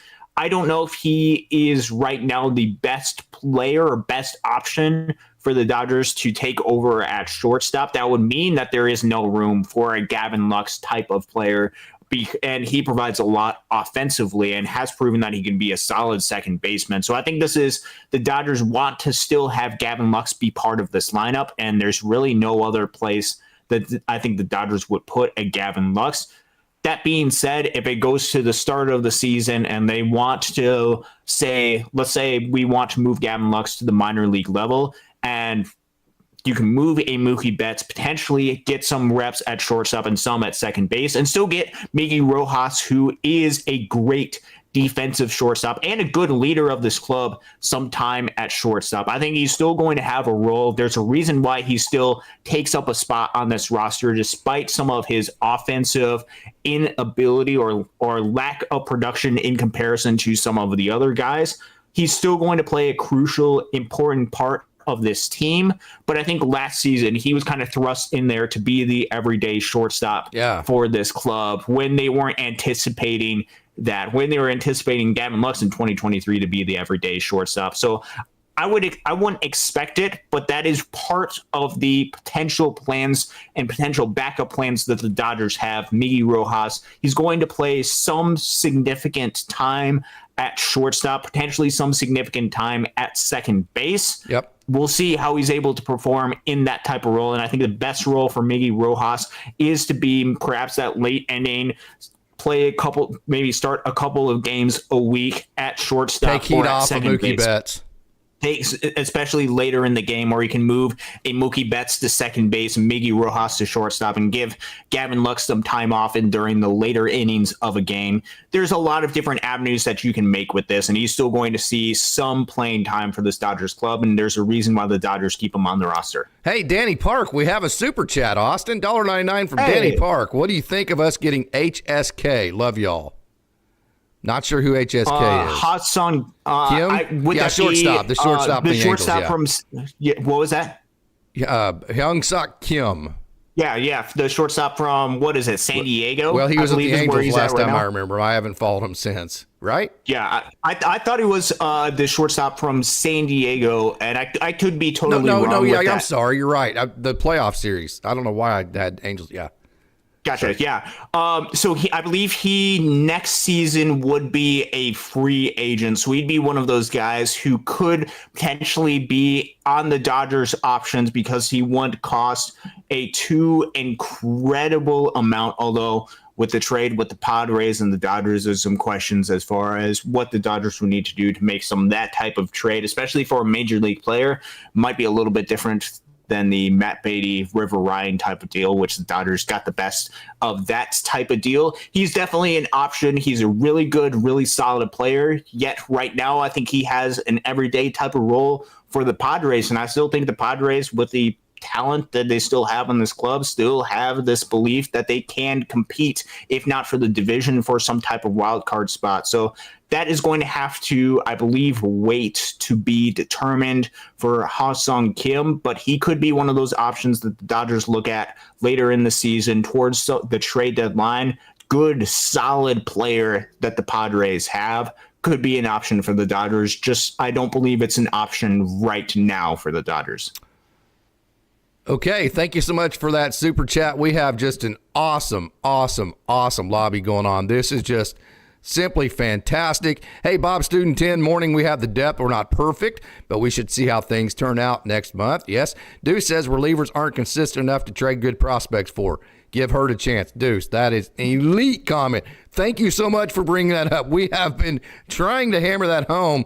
Like Ryan Brazier, I mean, yeah, we think he's going to be good this year. Chris Martin, that type of guy. Mm-hmm. Those guys, man, if you get a golden year out of them, that doesn't automatically mean that next year is going to be the same way. There's so much volatility to it. You are 100% correct. There's, again, another example of why Dodgers Dogs is part of the Dodgers Daily Network is just awesome conversation. Give Kyle Hurd a chance, and the reasons are relievers aren't consistent enough to trade prospects for. Totally agree. Austin, you've been saying that how many times?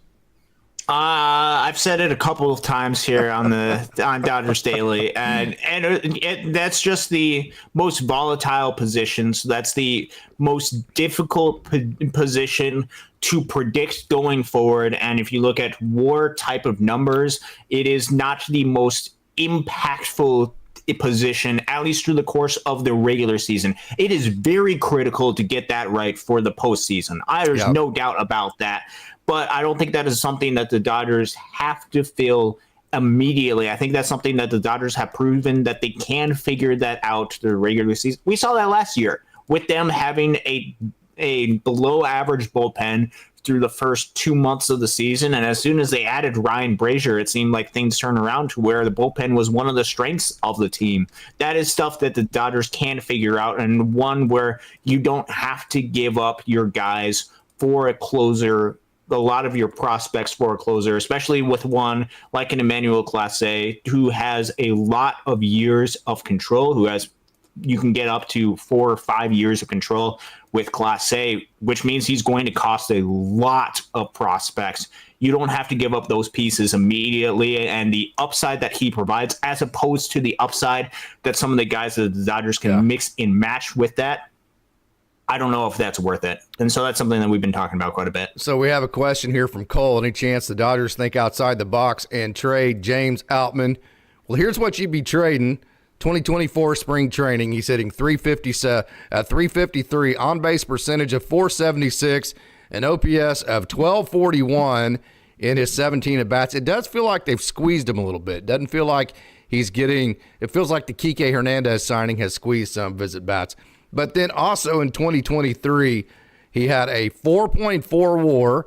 He had a WRC plus of 118. He hit 248, and he had a OPS that was, 790. Plus, he has a offense is really, his entire career has not been what he's been the best at. He has a big-time defensive profile. You would be trading away a really, really, really not just potentially great player, a player that's already been really good at the major league level. I mean, he's been 18% better than league average, and he's posted 4.4 WAR metrics. He's doing it again in spring training, so it just feels like James Outman has to continue to prove himself, doesn't it? Yeah, no, that is a top 5 type of WAR in Major League Baseball season that he produced last year. And I think the most critical part why the Dodgers would want to keep James Outman, the next 2 seasons, he'll be making close to, if not exactly, the league minimum for the Dodgers, which without the amount of resources that the Dodgers are putting into this club right now is critical, because you need these type of players that are at the league minimum to supplement you for the rest of your roster, where you're paying guys $30-40 million per year. Having a guy like a James Outman, who is not paid a ton, really helps you have a lot of roster flexibility. So if it's something, I'm not saying that the Dodgers will not trade James Outman. There is a price for every single player on this roster to go out and trade them to get another piece. But I see that as very, very unlikely, because he has proven that he is incredibly valuable as a offensive player, as a defensive player, production-wise on the field, and financially wise for the Dodgers. He's the exact type of player that the Dodgers need, which allowed them to get a Yoshinobu Yamamoto, allowed them to get a Teoscar Hernandez and a Tyler Glasnow and a Shohei Ohtani and all of these different guys that the Dodgers signed, is because you have a guy like a James Outman, because you have a guy like a Bobby Miller. And James Outman is not going to be a free agent until after the 2028 season. Will Smith, Walker Buehler, Gavin Lux, all these guys you developed in your own system, they were cheap enough for you to go get a Trey Turner and to go get a Max Scherzer and to build Corey Seager, because they came through your system. They were cheap enough to where you could afford to get either through a trade route or free agents that were way more expensive. So that's not just James Outman and the guys on this club. That's been happening for a long time in this organization. Yeah, and that's something that's critical to keep in mind, which is why I would see it as very unlikely that the Dodgers would trade a James Outman. Yeah. Could it be something where at the right price, if you're getting a couple of players that have similar type of financial profiles and that fill holes a little bit better? I don't know who they'd be. A player as good as he's been with his salary.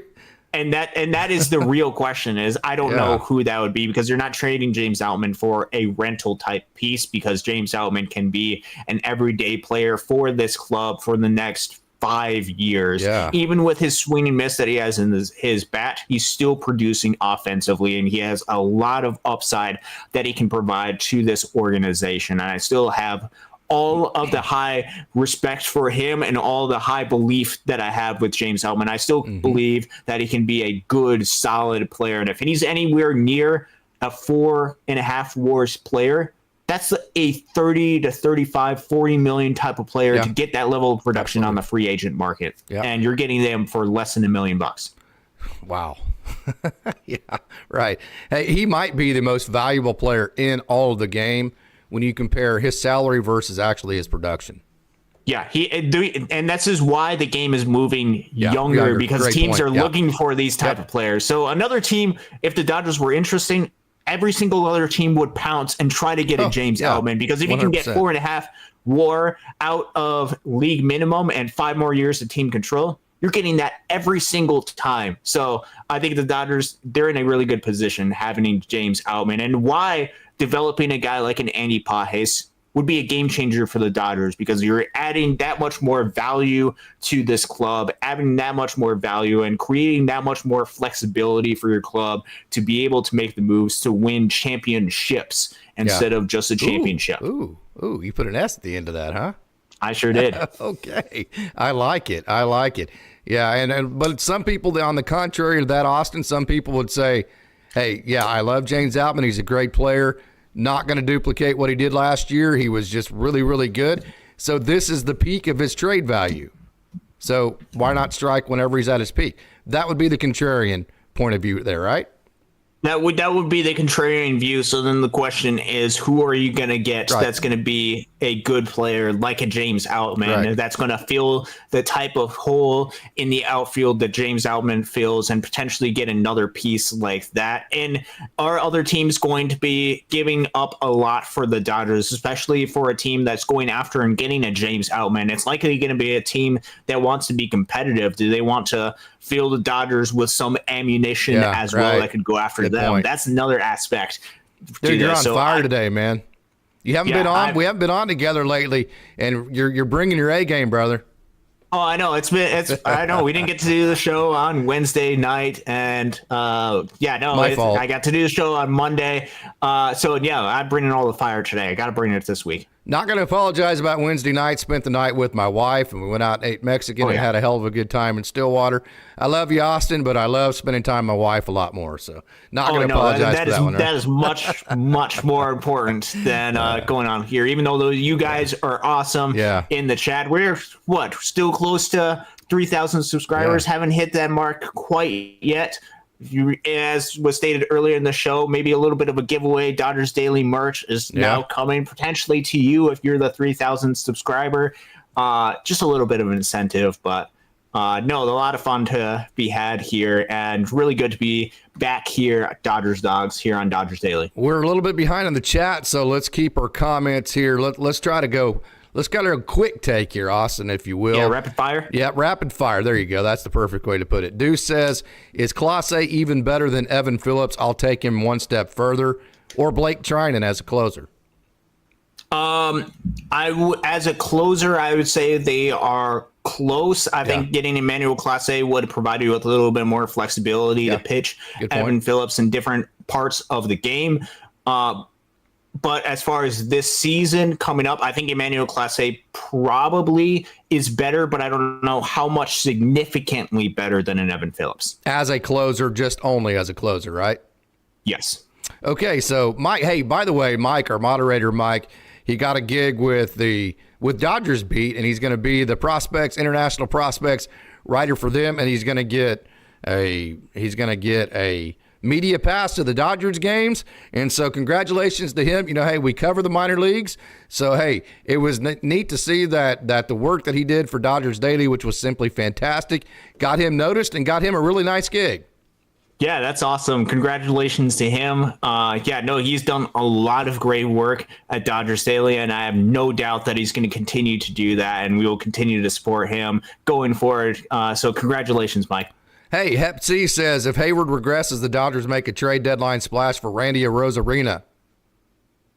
Ooh, getting Randy Arozarena. We've talked a lot about that, and I don't know if that's going to be the case, because I think as much as other people might underestimate Tampa, and probably might deservedly so, they always move around their pieces. They always seem to be in competition. They always seem to be in contention for the American League East. So I don't even know if Randy Arozarena would be an option for them during the course of the season. Yeah. Maybe next offseason, because then he's 2 years away from free agency. Maybe that becomes an option, and especially with holes that might open up in this Dodgers outfield, maybe we could talk a little bit about it there. But I don't think the Rays are going to be to the point where they're going to be trading a lot of the key impact players, because I still think that the Rays are going to be really, really good this season, even though it might seem that they might not be, given some of the pieces that they have and some of the unknown as far as the names.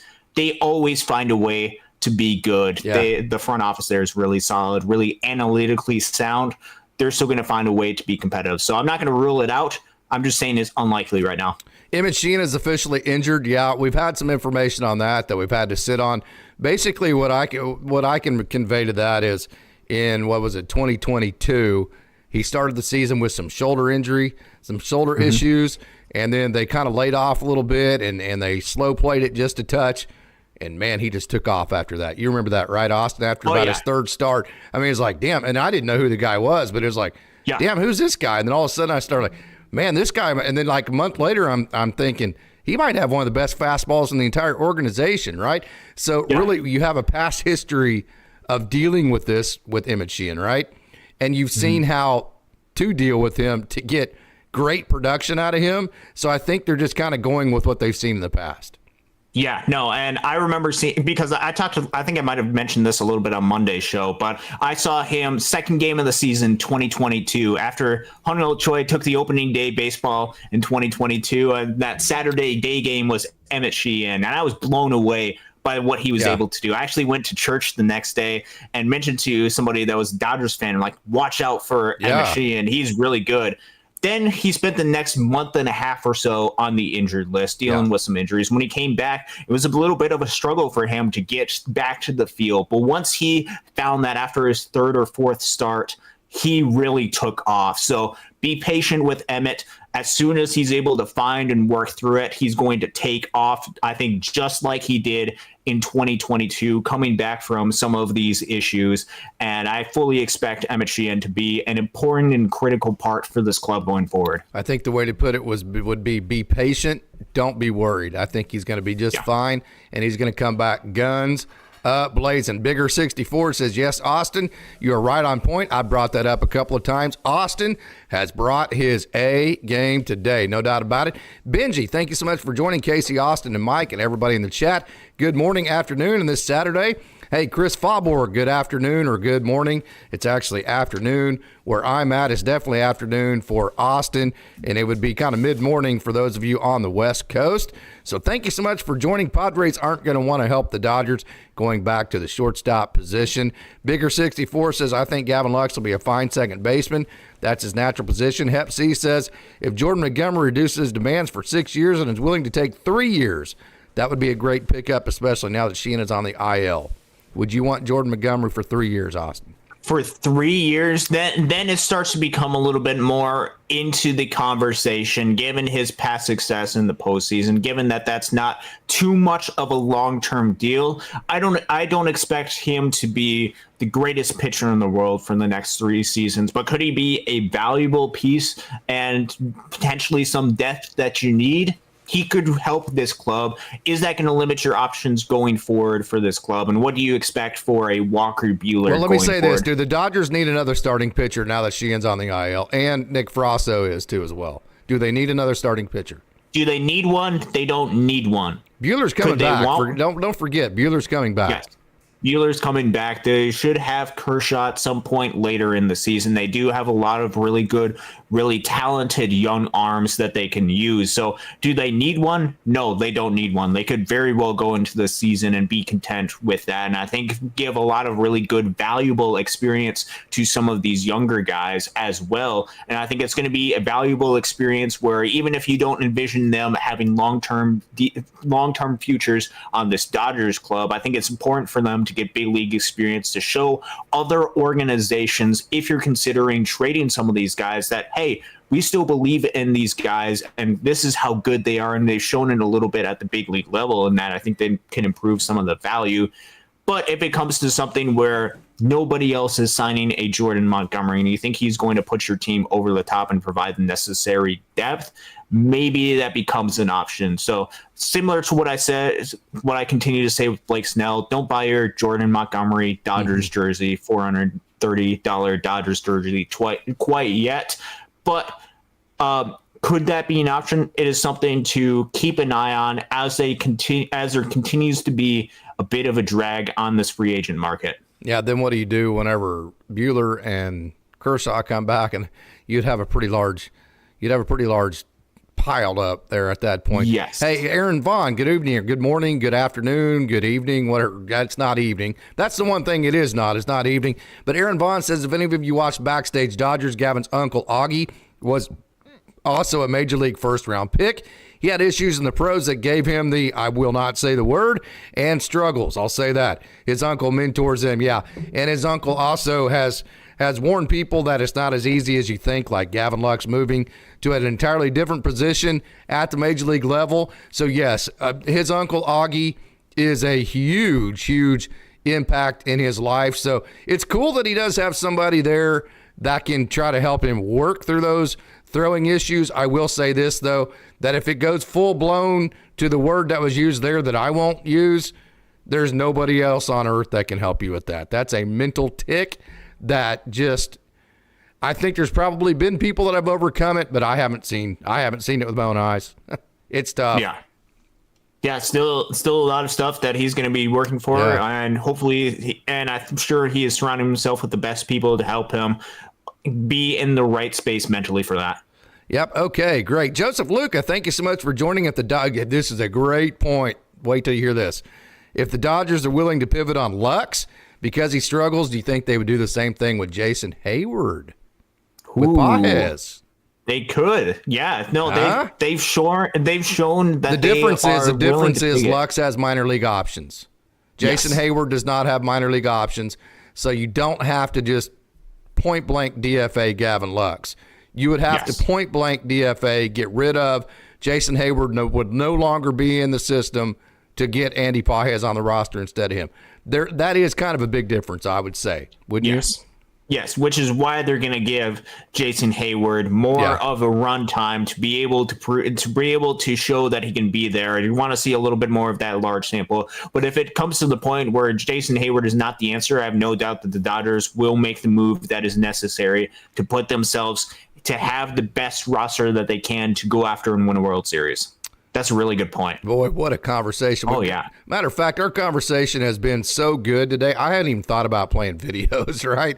I mean, we've just been rocking and rolling. Roy Estrada, correct Casey. If Lux is honest with himself and understands getting out of the spotlight is best for him and the team, then we can move forward. It's just a temporary setback as long as he recognizes that. I promise you he will.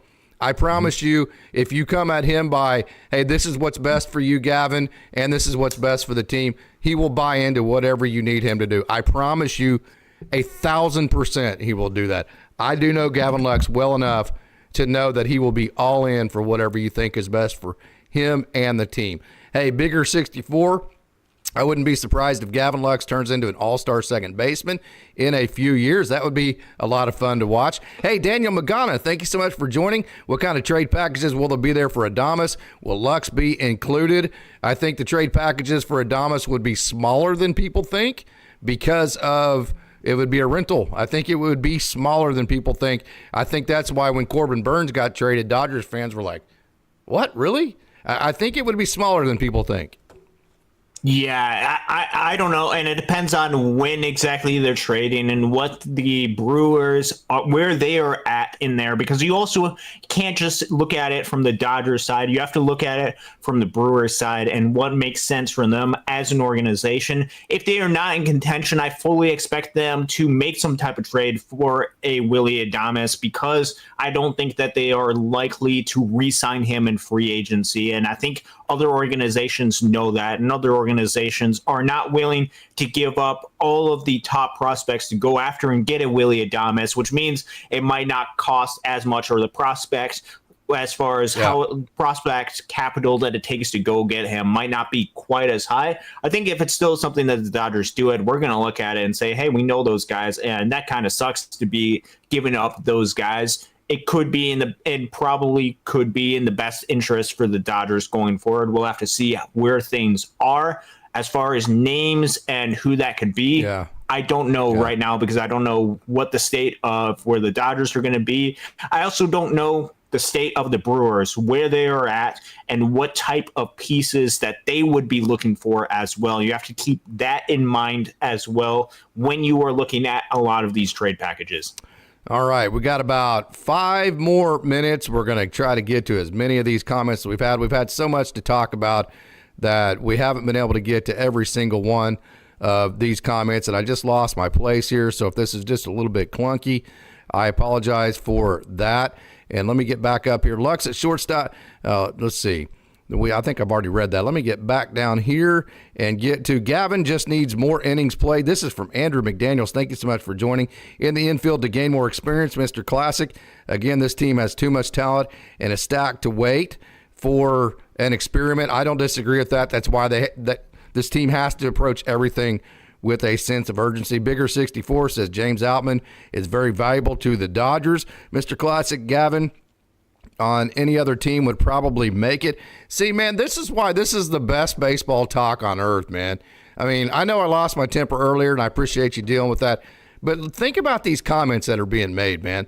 These are just absolutely elite. Hep C says, out of all the teams, why would he send Kim to the Dodgers? That's a good point. Why would the Padres help the Dodgers in that situation? Eric Coster, games 1 through 50 don't matter. Let's see what we got. Okay, Mr. Classic, no team in the history of Major League Baseball has ever spent that much. Team Ruiz is not a fan of Dave Roberts. I'll just put it to you that way. Hey, Lost Canyon, thank you so much for joining. They're starting Kike Hernandez over Lux today at second base. That could be a million different things. That could be just, hey, Gavin, we're going to take you on the back. I promise you, although this is, again, Kike's maybe getting the start on the main field, I promise you Gavin Lux is getting 7,000 live ground balls at second base on the backfields today. That goes to exactly what Roy's talking about. Get him out of the spotlight, let him go work, take the pressure off of him, and let's get these things figured out. So I think that's a great idea. Yeah, no, that's a really good idea. It's also important to give Kike Hernandez reps on the big field as well. You don't want to just start your starters every single day in spring training. You also have to give Kike Hernandez, Chris Taylor, Miguel Rojas, Austin Barnes starts as well, and a lot of these other guys that are getting reps as well. But I think putting Gavin Lux in a position where he's on the backfields, not always in the spotlight, especially after everything that has gone down over the past couple of days, I think would be good for him. And he's still going to be very hard at work. And if we know Gavin Lux at all, we know that he's working incredibly hard to try to fix everything and make sure that he can be the best player he can be. Hey, Brandon, I have an admission. I actually have not. Now, Austin, do you know anything about Easton Shelton, why he was not drafted? I totally forgot about that. Exactly. No, I don't. That's my I don't bad, know exactly. Brandon. No, and it's a little bit difficult to keep track of every single player that's with that. And the draft, as far as that aspect, I know a little bit about and can do a little bit of research, especially when the Dodgers draft some guys. But as far as every single player, I just don't, I'm not familiar. So I'm not entirely sure about that, but I'm sure we can do a little bit of looking into that. I just don't know that off the top of my head. Hey, Team Ruiz, I will say this. We get it that you don't like Dave Roberts. That's good. We've got the message there. You don't like Dave Roberts. So, hey, let's have good conversation from that perspective. And it's also important, even with other people in the organization, to replicate some of the nature of the Dodgers as well, not just for the players, but a lot of people within the organization. I know Dave Roberts is not perfect. He does not always make the best moves, and this team should have more World Series than just the one in 2020. Have that positive nature with this club as well, and try to replicate what the organization has. So we hear you loud and clear. We understand the frustration, but just be cautious of that. Just the same advice that he gave with Gavin Lux.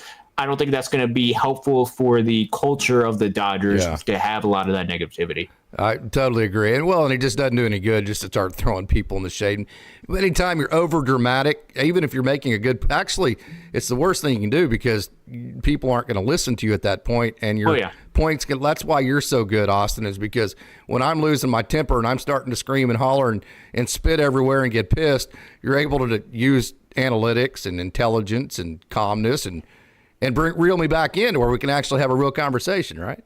Oh, yeah. No, and this is something that I try to emulate. Haven't always been perfect at it, but on my Twitter account, on my X account, it's usually all positive, good-natured type of stuff. I know it can be fun to drag people down and go into a little bit of comment wars, but I don't think that is good, healthy, not just for the people involved, but I don't think it's good and healthy for yourself to be stirring in that negativity all of the time. It's important to recognize it, but not important. I think it's crucial not to stir in it all of the time, because then you can start to reflect that, and then that can lead to some short-sightedness and lead to some mistakes. So that is what I would say with caution with that. Definitely important to hold Dave Roberts accountable, as we should, and as the manager of the Dodgers, you should hold him accountable for a lot of decisions that he makes, and you should talk about it a little bit.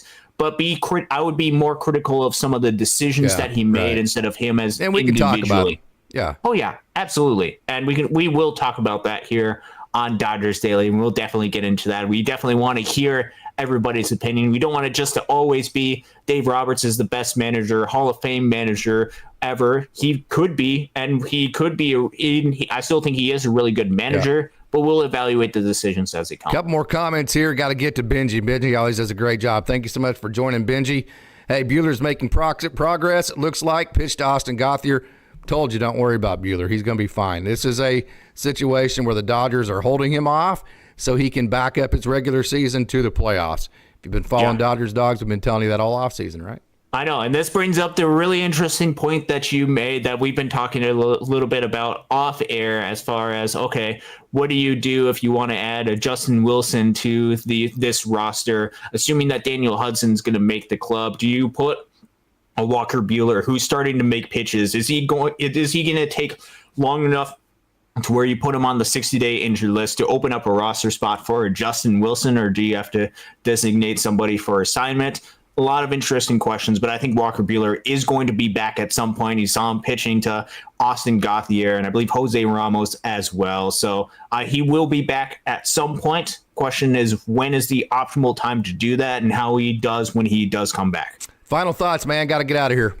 Yeah, no, it's been a really good, fun morning show. Glad you guys were able to join here on Dodgers Dogs here Saturday mornings. I'm sure we'll be doing a lot more of this. You guys tune in instead of doing the Saturday morning cartoons. So that was pretty cool. WWF wrestling, cartoons, that kind of stuff. Oh, yeah, all that kind of stuff. This Week in Baseball with Mel Allen. Did you ever watch that show? Yeah, I've gone back and watched some of those. Those are amazing. I wish they still did stuff like that at the major league level. But with this Dodgers club, they decided to make the move. Mookie Betts, shortstop, Gavin Lux, second baseman. That is a huge move for the Dodgers, and something that proves that this club is going all in and winning and trying to go after and win a World Series. And I think we, as fans, can go out there and try to be as supportive as we can for the organization, as supportive as we can for a Gavin Lux, because that does make an impact. The mental side of the game absolutely is real, and something that these players, they wear a lot on. And I think if we can present that positive, we can show that support, which you guys have continued to show. Dodgers fans are amazing. Some of, if not the absolute best fans in baseball out there. They continue to show up and just be positive, great people. Show that for a guy like a Gavin Lux, because it can make a big impact, similar to hopefully the type of impact that it made for Trey Turner in Philadelphia, similar to impacts that I've seen it make to some of the guys at the minor league level who are battling, striving for their big league careers, who, man, when they look and they see the fans out there continue to support, go to a lot of the road games, continue to cheer on them and see their big league, see their dream, their journey as valuable. You see the journey of Gavin Lux, who has done everything he can, was going to get to the shortstop position in 2023, had that taken away from him. Now it seems like things aren't going right for him in 2024. If you can show him that support and try to get that mental game and show, hey, Gavin, we've got your back, that can make a huge difference, and that can unlock something in Gavin Lux that just takes this team to another level. And so I think that is something that you can do as a Dodgers fan. For as frustrated as you might be, this organization has given you every reason to be positive. Signing Shohei Ohtani, signing Yoshinobu Yamamoto, getting Tyler Glasnow, getting Teoscar Hernandez, James Paxton, Kike Hernandez, all of these different pieces try to reflect some of that positivity, and I think that can make a big impact in the mental side of the Dodgers in their organization. And I think that can create a great culture for the Dodgers as well, which is something the Dodgers preach and something that is important through the course of the marathon of the season, to get that culture right and go into the postseason with the best mindset and with the best players. That gives you the best chance to win the World Series, which is the ultimate goal for this Dodgers. Gavin Lux needs to do exactly what you've done today, Austin. You know what that is? What's that? Bring his A game. Great job today, brother. See ya. Appreciate it.